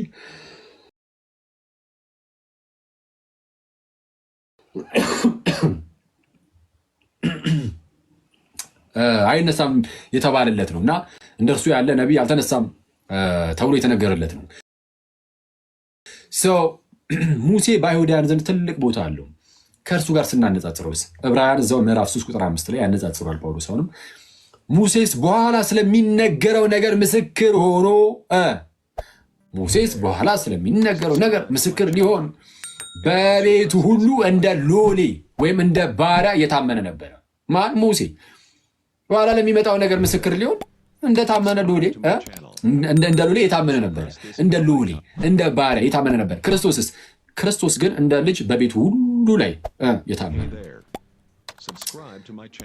ሙሴ እንደምን? እንደ ባሪያ እንደ ሎሌ የታመነ ነበር። ክርስቶስ ግን እንደ ልጅ። ልዩነታቸውን አያችሁ? የክርስቶስ ልጅነትን ክርስቶስ ልጅ ሲባል መላእክት አብረው ልጅ አይባሉም፣ ባሪያ ናቸው። ለክርስቶስ ጭራሽ የሚሰግዱ ናቸው። ክርስቶስ ልጅ ሲባል ሙሴ አብሮ ልጅ አይባልም።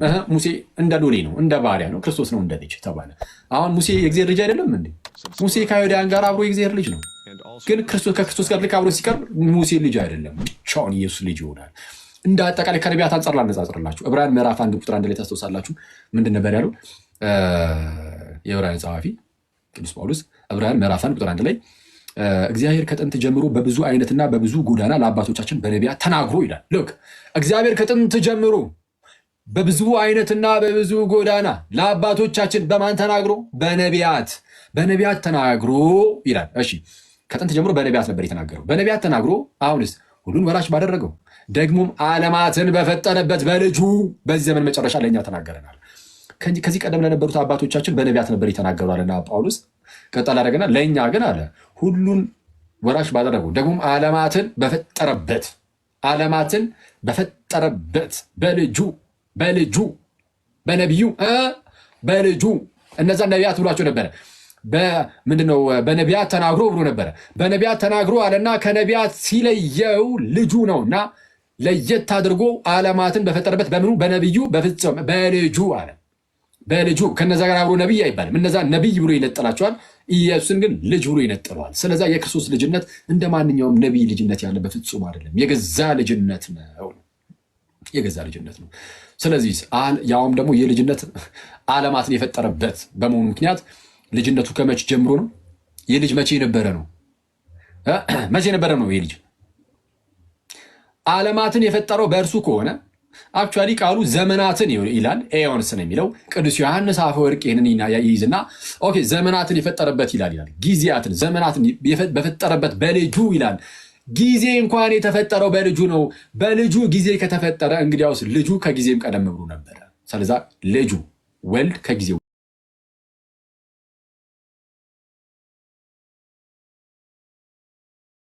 በዚህ ጊዜ ተፈጠረ ስለሚባል ኢየሱስ የመጀመሪያው ፍጡር ቢሆን ኖሮ አርዮሳውያን እንደሚሉት ሙስሊሞች አለ። ሙስሊሞች ሲጀመር የመጀመሪያው ፍጡር ነው አይሉ። እነሱ አሁን ባለፈው የመጣ ሰው ነው ብቻ ነው የሚሉት። ነቢዩ ነው አሁን የዛሬ 2000 ዓመት ብቻ ህልው ነው የጀመረ። ከነሱ ቀደም ከሙስሊሞች ቀደም ብሎ ግን አርዮስ ተነስቶ ነበር። አርዮስ የተሻለ ነው። አርዮስ ምን አለ? የተሻለ ነው ስላችሁ ከዛ አንጻር ማለት ነው። አስቀድሞ የነበረውን ህልውና ቢያንስ ያውቃል ነው እንጂ አርዮስም የተረገመ መናፍቅ ነው እና እርጉም መናፍቅ ነው። እሺ እና አርዮስ ምን ይል ነበረ? መጀመሪያ አብ ኢየሱስን ፈጠረ። ኢየሱስን ከፈጠረ በኋላ ዓለማትን ፈጠረ፣ ሌሎችን ፍጥረታት ሰማይን ምድርን ፈጠረበት ይላል። ቅዱስ ዮሐንስ አፈወርቅ ግን ይህንን ጥቅስ ያዝ ያደርግና ኦኬ ምንድነው ዘመናትን ፈጠረበት ይላል፣ ጊዜን ፈጠረበት ይላል። ጊዜን እግዚአብሔር ጊዜን የፈጠረው በልጁ ከሆነ ልጁ ከጊዜ ቀደም ብሎ ነበረ። ስለዛ ከጊዜ ውጪ ነው። ከጊዜ ውጪ ከሆነ በዘላለም ውስጥ ያለ ነው። በዘላለም ውስጥ ከሆነና ጊዜያቱም የተፈጠሩት በልጁ ነው ከተባለ ልጅነቱም የዘላለም ነው። ልጅነቱ ዘላለማዊ የሆነ ልጅነት ነው። ስለዛ ክርስቶስ የእግዚአብሔር ልጅ ነው ሲባል ቃል እንደመሆኑ ነው። የእግዚአብሔር ቃል እንደመሆኑ ዓለማት የተፈጠሩት በእግዚአብሔር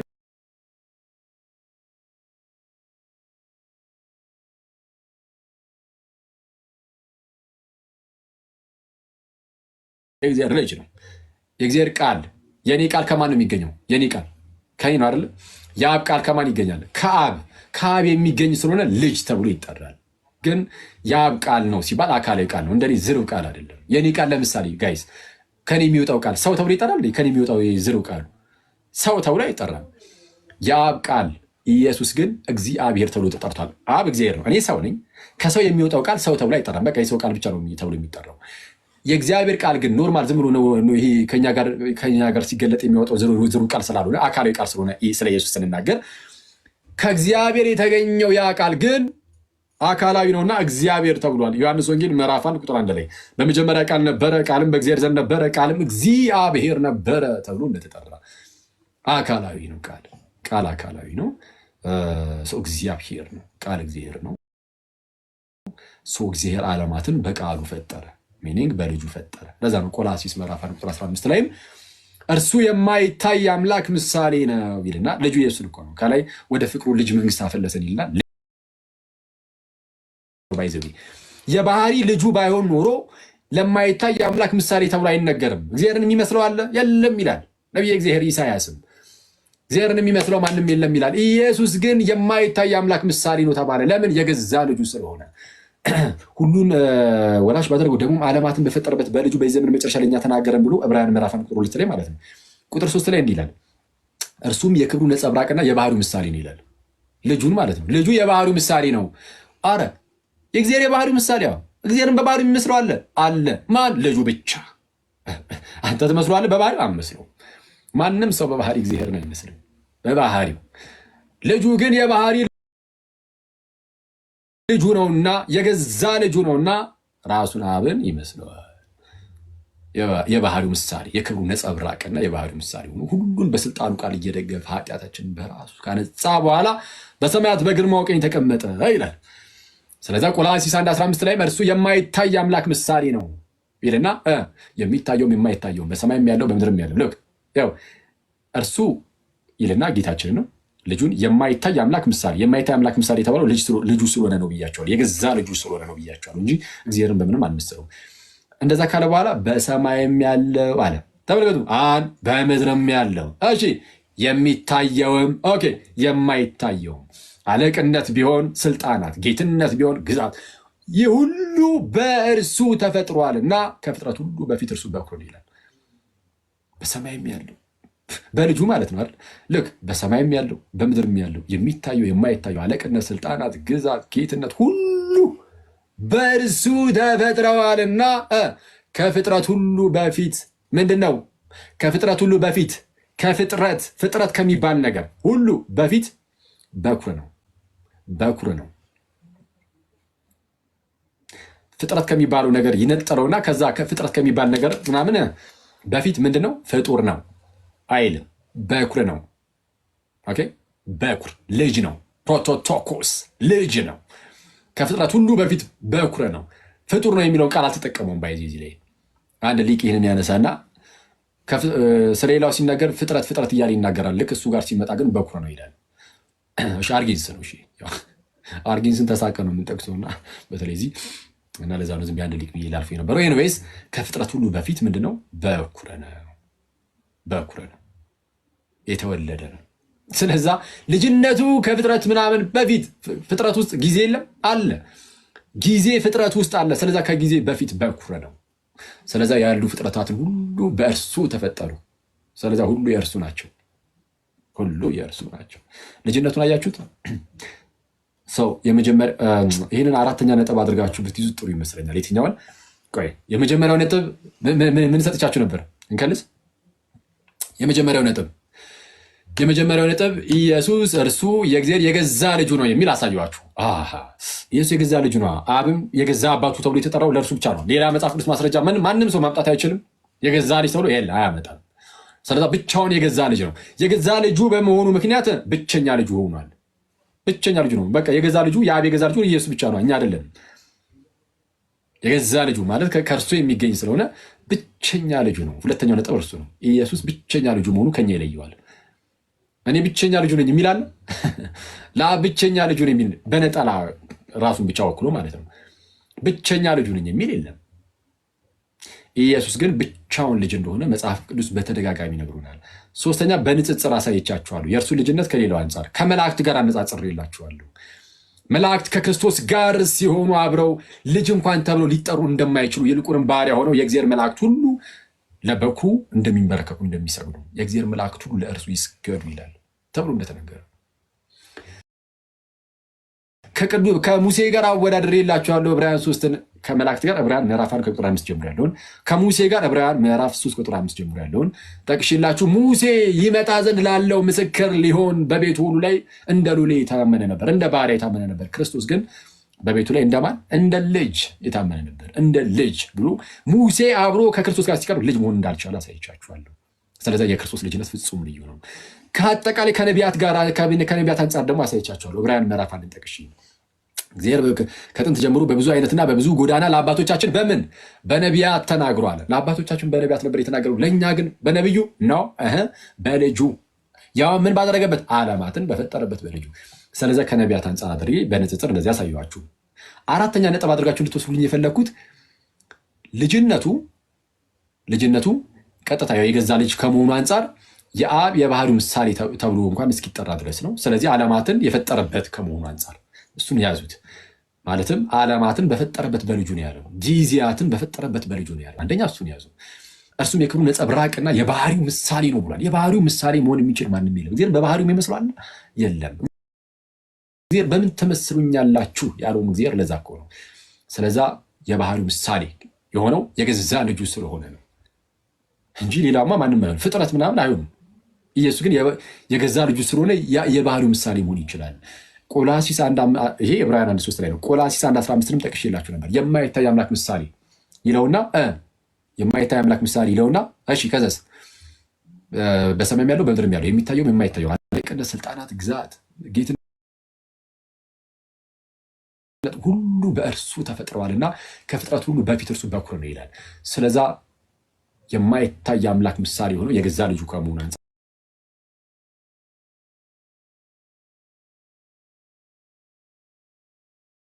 ነው።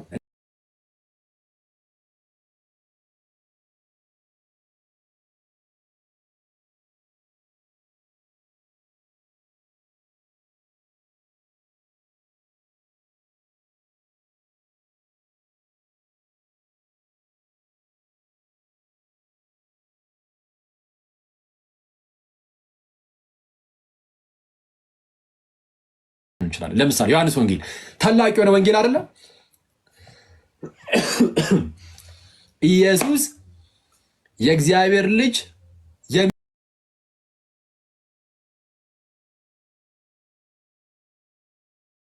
ክርስቶስ የእግዚአብሔር ልጅ እንደሆነ ታምኑ ዘንድ አምናችሁም በስሙ ሕይወት ይሆንላችሁ ዘንድ ይህ ተጽፏል አለ።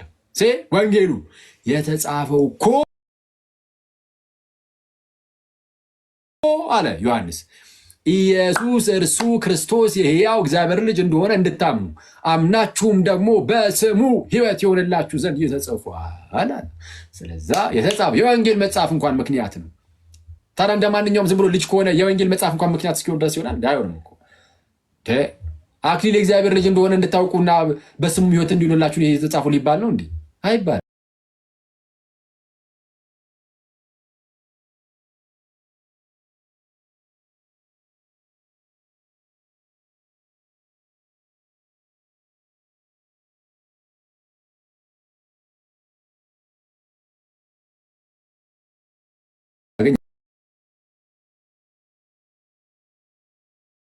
የሚያደርገን ነው። ይህንን የሚቃረን ካለ ህይወትን የሚቃረን ነው። ስለዛ ይህንን ልብ ልንለው ይገባል። ስለዛ በዚህ ምክንያት ኢቨን አንድ ሰው መዳን ሲፈልግ ለመጠመቅ አስቀድሞ ይሄኛው እንደ ፕሪኮንዲሽን ይጠይቃል። ኢየሱስ የእግዚአብሔር ልጅ እንደሆነ ታምናለህ ተብሎ መጠየቅ አለበት ማለት ነው።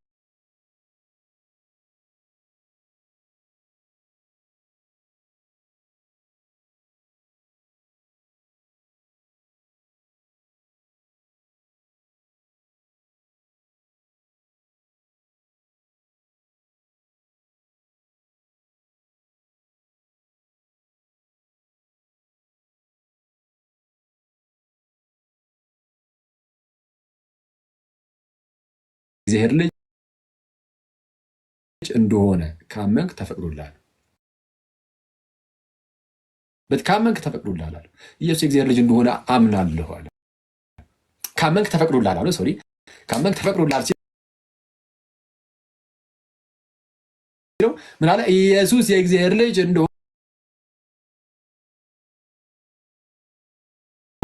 አምናለሁ። ስለዚህ ለመጠመቅ እንደ ፕሪኮንዲሽን እንኳን ኢየሱስ የእግዚአብሔር ልጅ ነው የሚለውን ማመን ማለት ነው። ስለዚህ ይሄ የስብከት ሳይቀር ርዕስ ሆነ ማለት ነው።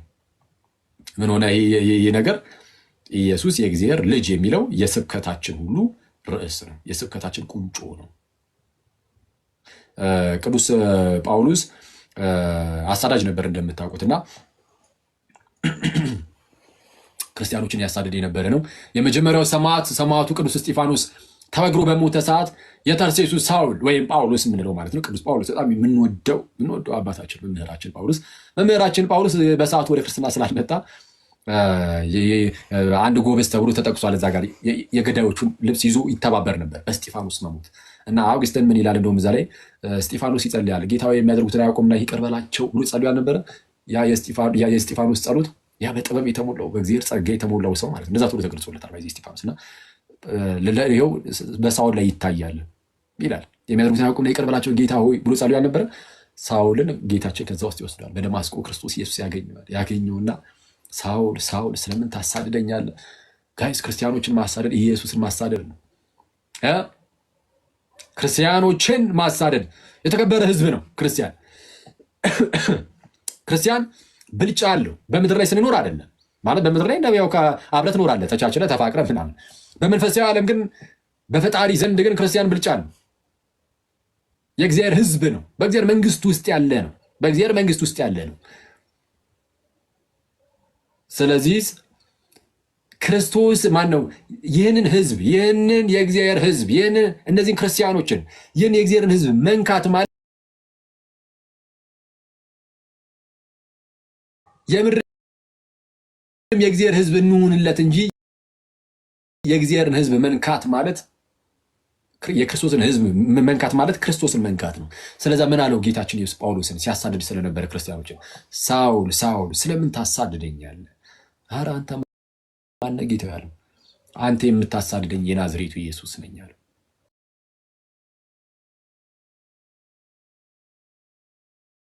ባይዘይ በፍርድ ቀን ዋጋውን ያገኛል። ግን እኛ ለክርስቶስ ህዝቡ እንሁንለት። ክርስቶስን መምሰል መለማመድ አለብን እና እንደዛ ነው እናንተ ሰዎች። ስለዚህም ጳውሎስ ይቅርታ ይህን ያነሳውበት ምክንያት ምንድነው? ጳውሎስ ወደ ክርስትና ተመልሶ ማለት ነው። ሐዋርያት ሥራ ምዕራፍ 9 ላይ ነው አይደል ያለው ታሪኩ። ሐዋርያት ሥራ ምዕራፍ 9 ላይ ከአናንያ ጋር ምናምን ተገናኝቶ ምናምን ነገር 22 ምዕራፍ ላይም ታሪኩ ያው ይነገራል። በጳውሎስ ግን ያው ሲኩዌንሱን ጠብቀን ስንሄድ ሐዋርያት ሥራ 9 ምዕራፍ አካባቢ ላይ ነው የሚመጣውና ገና ከመምጣቱ በምኩራቦቻቸው ገብቶ ይላል ሐዋርያት ሥራ ምዕራፍ 9 ቁጥር 20 ላይ ወደ ምኩራቦቻቸውም ገብቶ ኢየሱስ የእግዚአብሔር ልጅ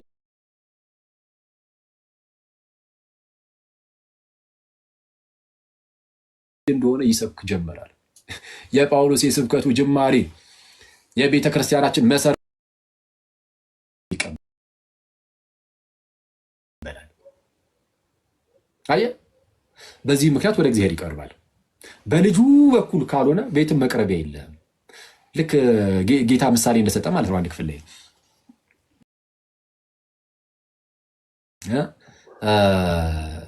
ለነዛ አደገኛ ገበሬዎች ባሪያዎችን ይልክ ነበረ እንዲሰበስቡ ማለት ነው። ምርት ባሪያዎችን ሲልኩባቸው ኧረ ቆይ ብሎ ገደሏቸው። ባሪያዎችን ጌታቸው የሚልካቸውን ባሪያዎች ማለት ነው። ነቢያትን ለማለት ነው ምሳሌው።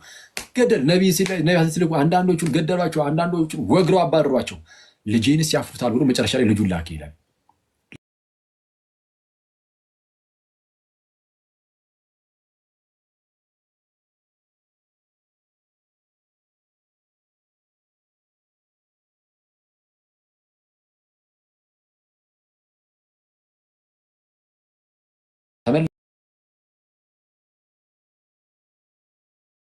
ተመልሰን በነቢያት እንስማ አንልም። በልጁ የሰማን ሰዎች ድጋሚ በነቢያት እንስማ አንልም። አሁን በልጁ ተነገረን። ልጁ ንጉሳችን ሆነ፣ መንግስቱን አቋቁሞልናል። ቤተክርስቲያንን በመንግስቱ ውስጥ አለን፣ ጸንተን እንኖራለን። ጋይስ በመንግስቱ በኤሪሲያን ሰው እርሱ ንጉሳችን ነው። እንዲህ ብለን መጨረሻ ላይ ንጉሱ የሚመጣና መንግስቱን ይዞ ይሄዳል። አለቀ። እንደዛ ነው እና የእግዚአብሔር ልጅ ጸጋ በሁላችን ላይ ይሁን። ይሄ ነው እናንተ ሰዎች ይብቃል። ስለዛ እነዚህን እንዳትረሱ እሺ። እነዚህን ነጥቦች ኢየሱስ የገዛ የአብ ልጁ፣ ስለዛ አብም ለኢየሱስ የገዛ አባቱ የሚለውን ኢየሱስ ብቸኛ ልጁ የሚለውን፣ ሶስተኛ በንጽጽር ደረጃ ከሌሎች ልጆች ተብሎ ከተጠሩት ጋር አነጻጽሬላችኋለሁ ከመላእክት ከሙሴና ከሁሉም ነቢያት ጋር። ዘን አራተኛው ነጥባችን ደግሞ ኢየሱስ የእግዚአብሔር ልጅ ሲባል ከባህሪው አንጻር የባህሪው ምሳሌ ተብሏል። የማይታይ አምላክ ምሳሌ ተብሏል። እሱ ውስጥ አካተን ደግሞ ከዘላለም የሆነ ልጅነት እንዳለው አሳይተናል። ከፍጥረቱ በፊት ልጅ እንደተባለ አይደለ? ዘና አምስተኛ በምን አጠቃለል ነው? በዚህም ምክንያት የወንጌል መጽሐፍ እንኳን ምክንያት ሆኗል። ኢየሱስ የእግዚአብሔር ልጅ እንደሆነ ታምኑ ዘንድ አምናችሁ በስሙ ሕይወት ይሆንላችሁ ዘንድ ተብሎ እንኳን እስኪነገር ይህ ተጽፏል ተባለ። ኢየሱስ የእግዚአብሔር ልጅ እንደሆነ እንድታምን የተጻፈው እስኪባል ድረስ ለመጠመቅ እንደ ፕሪኮንዲሽን ሆኗል፣ እንደ ቅድመ ሁኔታ ይህን ማመን። ስለዛ ትልቅ ነገር ነው ማለት ነው። እንደ ማንኛውም አይደለም፣ እንደ ማንኛውም ልጅነት አይደለም ማለት ነው። የጳውሎስ የመጀመሪያው ስብከቱ እንደሆነ አይተናል። ጳውሎስ ገና ወደ ክርስትና ከመምጣቱ ኢየሱስ የእግዚአብሔር ልጅ እንደሆነ በምኩራቦቻችሁ መስበክ ጀመረ ነው የሚለን።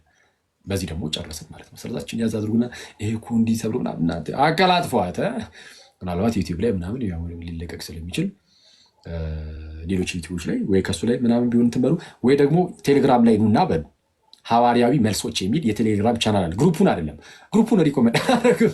የዱርዮ ስብስብ ቀስ ብላችሁ እየተላመዳችኋቸው ተቀላቀሏቸው እና ቻናሉን ግን ተቀላቀሉና አክቹዋሊ ቻናሉ ግን ዝም ብላችሁ ግቡበትና እዛ ላይ አስቀምጥላችኋለሁ። ጥቅሶቹን አስቀምጬላችሁ ታዩትና በደንብ ትለማመዱታላችሁ። መጀመሪያ እናንተን ይዋሃዳችሁ ምናምን፣ ከዛ በኋላ ያው ታውቁታላችሁ። በርግጡላችሁ ዝም ብላችሁ ያዟትና ጥቅሱን ተጠቀሙት ከጓደኞቻችሁ ጋር በመስሪያ ቤት፣ በትምህርት ቤታችሁ፣ ዩኒቨርሲቲ፣ ሃይስኩል ምናምን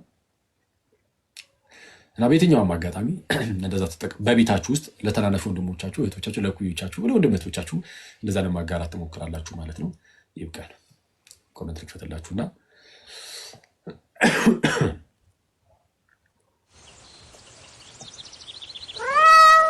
እሺ እናንተ ሰዎች ስንት ሰዓት ሆነ? ኦኬ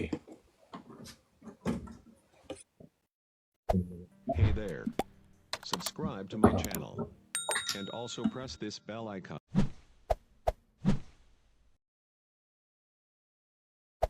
Hey there. Subscribe to my channel.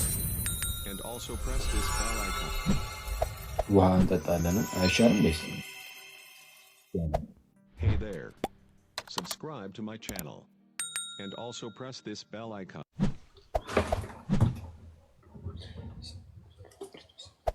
Hey there. Subscribe to my channel. And also press this bell icon.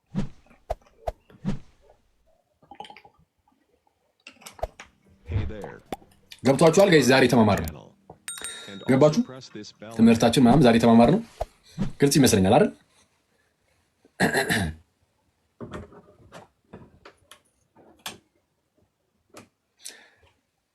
በጣም አሪፍ አሪፍ። ስለዚህ አሁን ይህንን እምነት የሚቃወም ቢኖር ችግር የለም በቃ እንለዋለን። የሆነ ዝም ብለን እንደዚህ የምናልፈው ነው አይደለም። ይሄ እምነታችን አንደራደርበትም። ማንም ቢል አላህም ይበል ቁርአንም ይበል ማንም ይበል የፈለገው ግዛት ይበል አንሰማም። ይሄ ሰማያዊ መገለጣችን ነው፣ የዳንበት እውነት ነው ጋይስ። እና እንደዛ ነው። እና በተረፈ ይህንን እንያዝ ምናምን። ይህን ይዘን ደግሞ በተቻለን አቅም ጋይስ ሁሌም እንደምንለው ደግሞ አሁን ኢየሱስ የእግዚአብሔር ልጅ እንደሆነ ማመኑ ጥሩ ነው ሳይሆን ግዴታችን ነው። ይህ በነገራችን የድህነት ጉዳይ ነው ብያቸዋል አይደል? ዮሐንስ ወንጌል ምዕራፍ 17 ቁጥር 5 ላይ ዮሐንስ ወንጌል ምዕራፍ 17 ቁጥር 5 ላይ ነው እውነተኛ አምላክ ይሁን ከአንተም ብቻ የላከውንም ኢየሱስን ያውቁ ዘንድ ይህች የዘላለም ሕይወት ናት ይላል። እውነተኛ አምላክ ይሁን ከአንተም ብቻ የላከውንም ኢየሱስን ያውቁ ዘንድ ይህች የዘላለም ሕይወት ናት። የዘላለም ሕይወት ጉዳይ ነው እና ይህን ማወቅ ግዴታችን ነው። የድህነት ጉዳይ ነው፣ የዘላለም ሕይወት ጉዳይ ነው። ይህ እንዳለ ሆኖ ደግሞ እንግዲህ ይህ የእግዚአብሔር ልጅ በመንግስት ውስጥ ንጉሥ ከሆነ እኛ ምንድነው ለንጉሱ መሆን እንደሚገባን ግን ልንሆን ይገባል። ይሄ ሁሌም በተደጋጋሚ ነው ልንነጋገር የሚገባው። እኔ በተደጋጋሚ ያው በቃ ራሴን ምናምን ስደክም ስለማየው ማለት ነው በላይፌ ውስጥ በጣም ስደክም በጣም ስወድቅ ምናምን ስለማውቀው ሁሌ ምናልባት እንደኔ ደካሞች ልትኖሩ ስለምትችሉ ብዙ በተደጋጋሚ ይህንን ነገር ማሳሰባችን ጥሩ ነው ብዬ አስባለሁ። ሁሌም ትዝ እንዲለን ሁሌም እያስታወስን ደግሞ ክርስቶስን በመምሰል ሕይወት ውስጥ እንድናድግ። እሺ ሁሌም ቢሆን እግዚአብሔር እንዳላቸው ህዝቦች ንጉስ እንዳላቸው ህዝቦች ነው መኖር ያለብን። እሺ ንጉስ እንዳለው ህዝብ ንጉስ አለን እኛ። ኢየሱስ ንጉሳችን ነው። እሺ ንጉሳችን ነው። ምንድነው በደንብ እየጠነከራችሁ ምናምን ያላችሁ ልጆች፣ እየጠነከርን ያለን ሰዎች፣ ወደ እግዚአብሔር በመቅረብ ላይ ያለን ሰዎች ምናምን ልባችሁ ውጥር ነገር እንዳንል በጣም መጠንቀቅ አለብን። ያኔ የምንወድቅባት ያቺ ኢንስታንት የወደቅንባት ኢንስታንት ናት። እንወድቃለን። ሁሌ መመካታችን በእግዚአብሔር ላይ ማድረግ። ተመልከቱ፣ ወደ እግዚአብሔር እየቀረብን ያለን ሰዎች ካለን፣ እንደው እየበረታን ያለን ሰዎች፣ ከትላንት ዛሬያችን ይሻላል የምንል ሰዎች ካለን ይህንን የሚያደርገው በእናንተ የሚኖረው የልጁ የኢየሱስ ክርስቶስ መንፈስ ነውና የእርሱ ጸጋ ነውና ጸጋውን የሚረዳችሁ የሚያግዛችሁ ጸጋው ነውና እግዚአብሔር ያመሰግን። ሁሌም እናንተ አቅመ ቢስ እንደሆናችሁ ብቻ እያሰባችሁ ፍክት ብላችሁ ኖሩት። እሺ ሁሌም ደካማ እንደሆናችሁ አቅመ ቢስ እንደሆናችሁ በተአምር እንዳትረሱት፣ እንዳንረሳው። አቅመ ቢስ እንደሆነ ጸጋው ብቻ ነው የሚያግዘን፣ ጸጋው ነው የሚረዳን እና እሱን ሁሌም እንዳይረሳ። በኃጢአት ደግሞ በቃ አልችል ብለን ደግሞ እዛው ምን እንደፋደፍ ደግሞ የኔ ቤቶች ኃጢአትን የምታደርጉ ምናደርግ በቃ የሆነ አቅም ያነሰን ሰዎች ካለን ደግሞ በቃ ኃጢአት እየሰራው ነው ክርስቶስን ምን ብዬ አስበዋለሁ? ኧረ ሼም ነው እንደው በቃ ምን የሆነ ወይ ንስሐ በገባ በቅዱስ ቁርባን በቁርብ ኖሮ እሺ እንደው ስለ ክርስቶስን አስባለሁ። አሁን እኔ በቃ ኃጢአተኛ ነኝ፣ በቃ አንድ ቀን እንደው እግዚአብሔር ያለልኝ ቀን ማሰብ ጀምራለሁ። በፍጹም እንዳትሉ እንደዛ። ኃጢአት ውስጥ ብንሆን ራሱ ክርስቶስን ግን ሁሌም ከልባችን እንዳይወጣ። ምክንያቱም ከዛ ካለንበት ውድቀት ውስጥ የሚያወጣን በልባችን ውስጥ ያለው ጌታችን ኢየሱስ እንጂ ሌላ ማንም አይደለም። ጸጋው እንዲያግዘንና ጸጋው እንዲረዳን ሁሌም ክርስቶስ ኢየሱስን እናስበው። በጣም ድካም ውስጥ ሆነ ክርስቶስን ግን አስበው። በቃ ድካም ውስጥ ነኝ ጌታ ሆይ እስቲ አንተ ታውቃለህ፣ በቃ አንተ አግዘኝ። አይቷል ሲምፕሉ በጣም በቃ ቀላሉ ሲምፕሉ ችግር የለም ቀላሉንና በቃ አንተ አግዘኝ፣ አንተ እርዳኝ እና ጸጋው ነው የሚያግዘን የሚረዳን። ስለዛ እየበረታን ያለን ሰዎች በተአምር በራሳችን እንዳንመካ የመውደቃችን ትልቁ ምክንያት እሱ ነው የሚሆነው። ስለዛ እንዳንወድቅ ሁሌም እኛ አቅመ ቢስ እንደሆነና ጸጋው ብቻ እንደሚረዳን በእግዚአብሔር ብቻ እየተመካን የምንኖር እንሁን። ተሰነካክለን የምንወድቅ በውድቀት ውስጥ ዝም ብለን እዛው ያለን ብቻ ሰዎች ካለንም ተስፋችን ክርስቶስን ከልባችን ውስጥ እንዳናወጣው። ያኔ ነው እውነተኛው ሞት ማለት ያ ነው። ተስፋችን ክርስቶስን ከልባችን ያወጣ ነው ቀን ነው። በኃጢአት ውስጥ እዛው መመላለሳችን አይደለም፣ እሷ አይቻልም። ግን አደገኛ አወዳደቅ ማለት ግን የውድቀትም ውድቀት ማለት ግን ክርስቶስን ተስፋችንን ከልባችን ውስጥ ያወጣ ነው እንደሆነ ነው። ያኔ በቃ እንወጣማ። ተስፋችን ክርስቶስ በልባችን ጸንቶ ይኖር። እንደዛው ይመስለኛል። እና እንደ ሪኮሜንዴሽን የአቡነ ሽኖዳ መጽሐፍትን አንብቡ። የአቡነ ሽኖዳ መጽሐፍትን አቡነ ሽኖዳ ሳልሳዊ በጣም ብዙዎቹ ወደ አማርኛ ተተርጉመዋል። የእሳቸውን መጽሐፍት ፕሊስ ሁላችሁም አንብቡ። ለሁላችንም የየትኛውንም ሰው ህይወት ይነካሉ። የፈለግክ ሰው ጥሩ ላይ ብትሆን መጥፎ ላይ ብትሆን ብታነባቸው ይነካሉ። የእሳቸው መጽሐፍ የሁሉንም ላይፍ ይነካሉ። ስለዛ የእሳቸውን መጽሐፍ አንብቡ። ርካሽ ናቸው፣ በጣም ርካሽ። በጌታ እንደው በክርስቶስ ሂዱና ያው በቃ ነገ ምናምን ያ ብዙዎቻችሁ ቤት አሁን ብታዩ ራሱ ይኖራል። ቤተሰቦቻችሁ በአንድም በሌላ ምክንያት ዝም ብለው ገዝተው ያስቀምጣሉ። ይኖራል ጉዞ ወደ እግዚአብሔር፣ መንፈሳዊ ሰው፣ የመንፈስ አርነት፣ የዲያብሎስ ውጊያዎች፣ መንፈሳዊ ውጊያዎች ምናምን የሚሉ እና መሰል መጽሐፍት አሉ።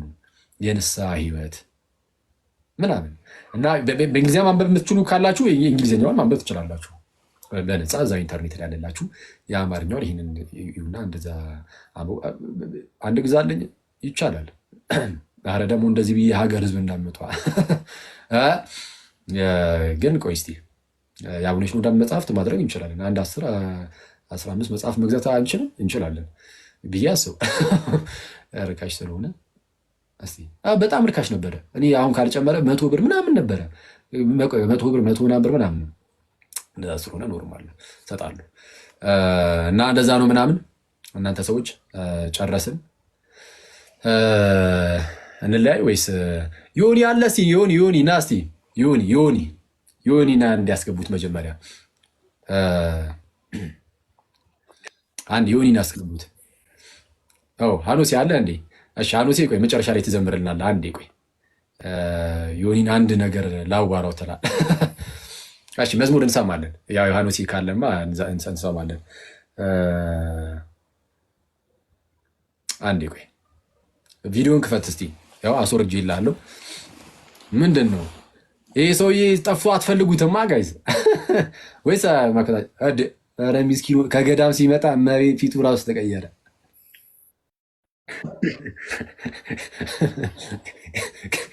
ከገዳም ስመጣ በቃ የሆነ የምር የሆነ ሚስኪን ፊት ይዘን የመጣው እና ዮኒ ገዳም ነበር እና ድሮ ሚስኪን ነኝ። በየት በኩል አባ ቃሌት ያሰማል። ለዛ ነበር የጠፋው። ሚን እና እንዴት ነህ ሰውዬ? ሰላም ነው አለው ለጊዜው ይመስል አለናለን። እኔ እኮ ይሄ ልጅ የጠፋ ወጣ እንዴ ምናምን ብዬ ነበረ። ለካ አለ። ማን ነው ፓፓ? አስተዋለ ራሱ አንዳንድ በአግባቡን የጸለይኩልህ ፏ ብለሃል። አንተ አማል እንደ አንተ ፂሜን ተቆርጬ ነው እንዴ? ፂሜን አሳድጌ ፀጉሬ ገብቶ ያየኝ ሰው ሁሉ 40 ዓመቱ ነው ምናምን ይለኛል። እንዴ ኧረ ትንሽ እኔ እኮ ማማዬ ያለችኝን ሰማህ? ምን አለች? አቀባ ላይ ሄደ ለቀማ ላይ መጣህ።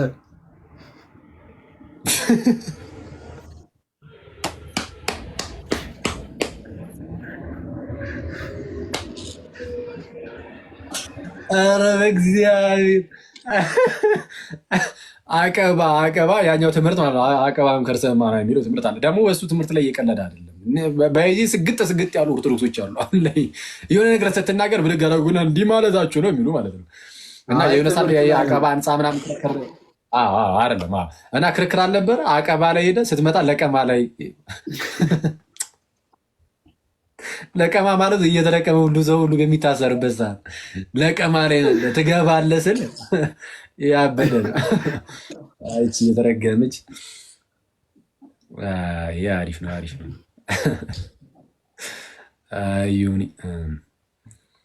ዮኒ ይረጋጋል ብለን ልከነው ገዳም። ኧረ በጌታ ስም ከመምጣቱ ምንም በቃ ብዙበት አልመጣም። የእሱን ምላስ የሚይዝ ምንም ገዳም በቃ እኔ እንጃ። ኧረ አሁን ጸዴውኛል ብዙም አላወራም። እስኪ ጀማው አለ እንዴ? ኢዮባ ጋዲ ምናምን ስማ፣ አሁን ያልከው የአቡነ ሽኖዳ መጽሐፍት እስከ ቅዳሜ ድረስ ባኩስ መጽሐፍ ቅድስተ ማርያም ህንፃ ላይ 1ኛ ፎቅ ቁጥር 10 ላይ ማለት ቢሮቸው ላይ ከ20 ብር ጀምሮ እየተሸጠ ነው። ለ3 ቀን ለ4 ቀን። ኧረ በእግዚአብሔር ከ20 ብር ጀምሮ። ኧረ ጋይ ቆይ እኔ አንተ ዝም ትናገራለህ። ዝም ብለህ ለእኔ አልነግረኝም? ፓፔጂ ሙሉን ገዘው ዝም ብለህ መቶ ልትሰጣቸው እና እንደዚህ ነገር እኮ አይነገርም። ፓፓ በድብቅ ጋር ምንም የሀበሻ እንትን የለም ውስጥ ላይ የሚገርም ነው። አስተዋወክላቸው ማለት ነው። በዛው ጥሩ ነው። ባኩስ ማለት አይደለም። ቆይ የት ነው? የቱ ጋር ያለው ነበረ? ቅድስተ ማርያም ህንፃ ላይ። ቅድስተ ማርያም ህንፃ የሚባል አለ እንዴ? ቅድስተ ማርያም ህንፃ የሚባል አለ? አላውቅም። ለማንኛውም ቅድስት ማርያም ጋር የማህበረ ቅዱሳን ህንፃ ነው ያለው። ሌላ ህንፃ ራሱ ላስታውስ አልቻልኩም።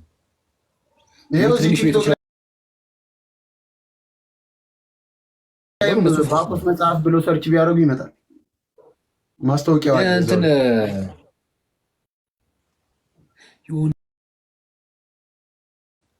ታስታውሳለህ? እሱማ ፈርሷል። ፖስታ ቤት አልፈረሰም። አዲሱ ጋር ሄጄ ነው የተቀበልኩት። ፖስታ ቤቱ ጋር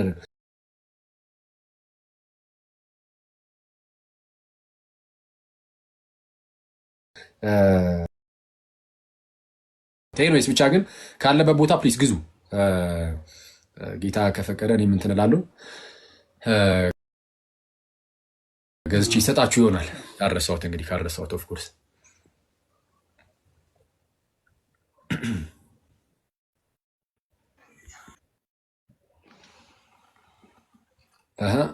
እሺ ማንን አስገባችሁ? አንተሽ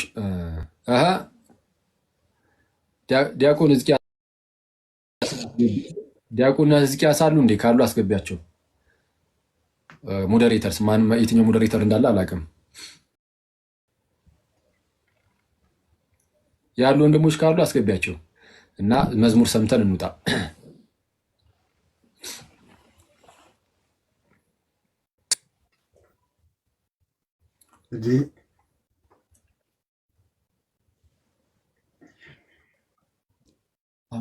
ማን ነው? ልደትን አላየቱ ነበር እንዴ?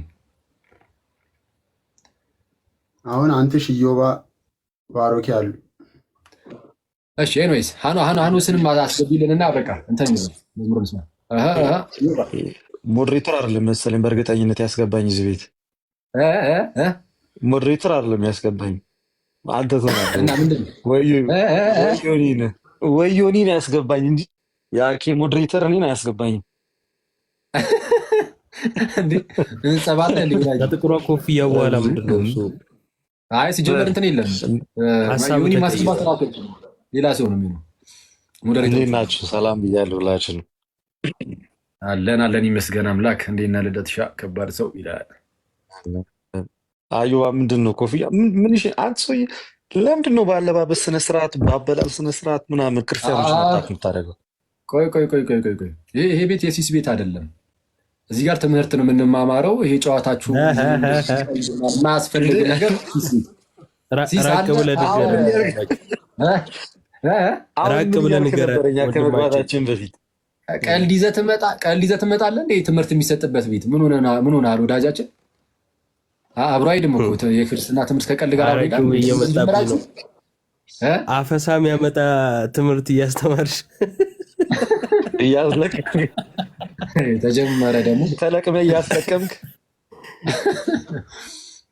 ዮኒ አልተገናኘንም እኮ ቺቺ ስደውላት ደግሞ አንተ 24 ሰዓት ስልክ አታውራ ብዬ ስንት ቀን የመከርኩ እንዴ? ገዳም ሂድ ብዬ መከርኩ እኮ እንደዚህ አይነት ችግሮች እንዲቀረፉልህ እኮ ነው። ኧረ እኔ ኢዮባ ብዙ ጊዜ ደወልኩኝ በእውነት ይመች። ፒስ ነዋ። እንኳን ደህና መጣሽ ማንዬ። ባኮስ ሰውዬ እንትን ፊት ለፊት ያለው አይደል እንዴ? ቅድስት ማርያም የማህበረ ቅዱሳን ህንጻ ፊት ለፊት ያለው ነው። እርጥባን ስትበላ ነው ትዝ የሚልህ። ሄሎ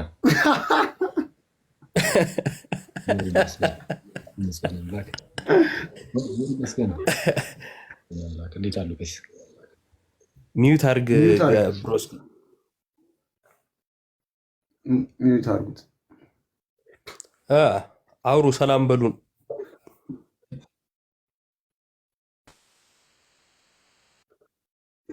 ልደትሻ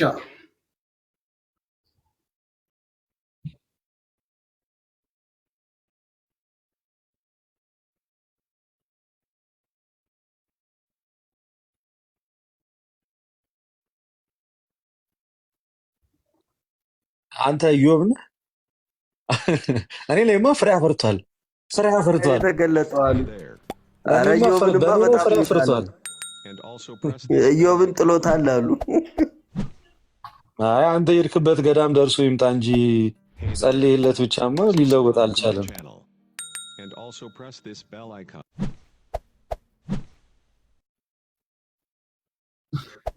Hey there.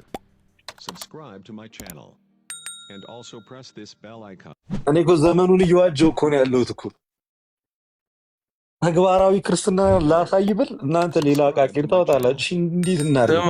Press this bell ያርገዛ የብሉይ ኪዳን ዘመን ላይ ነው ስንል ነው እኛ እንደዛ ጥቁር ያደረግነው። ያርገዛ እንዴ? Hey there.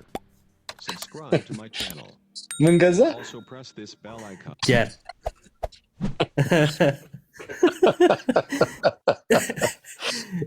ሚዩት አድርግ ማይክ ነው። ይሄን ጭዌ የገባው ስለሌለ እንድተረጉም እንዳታረገኝ።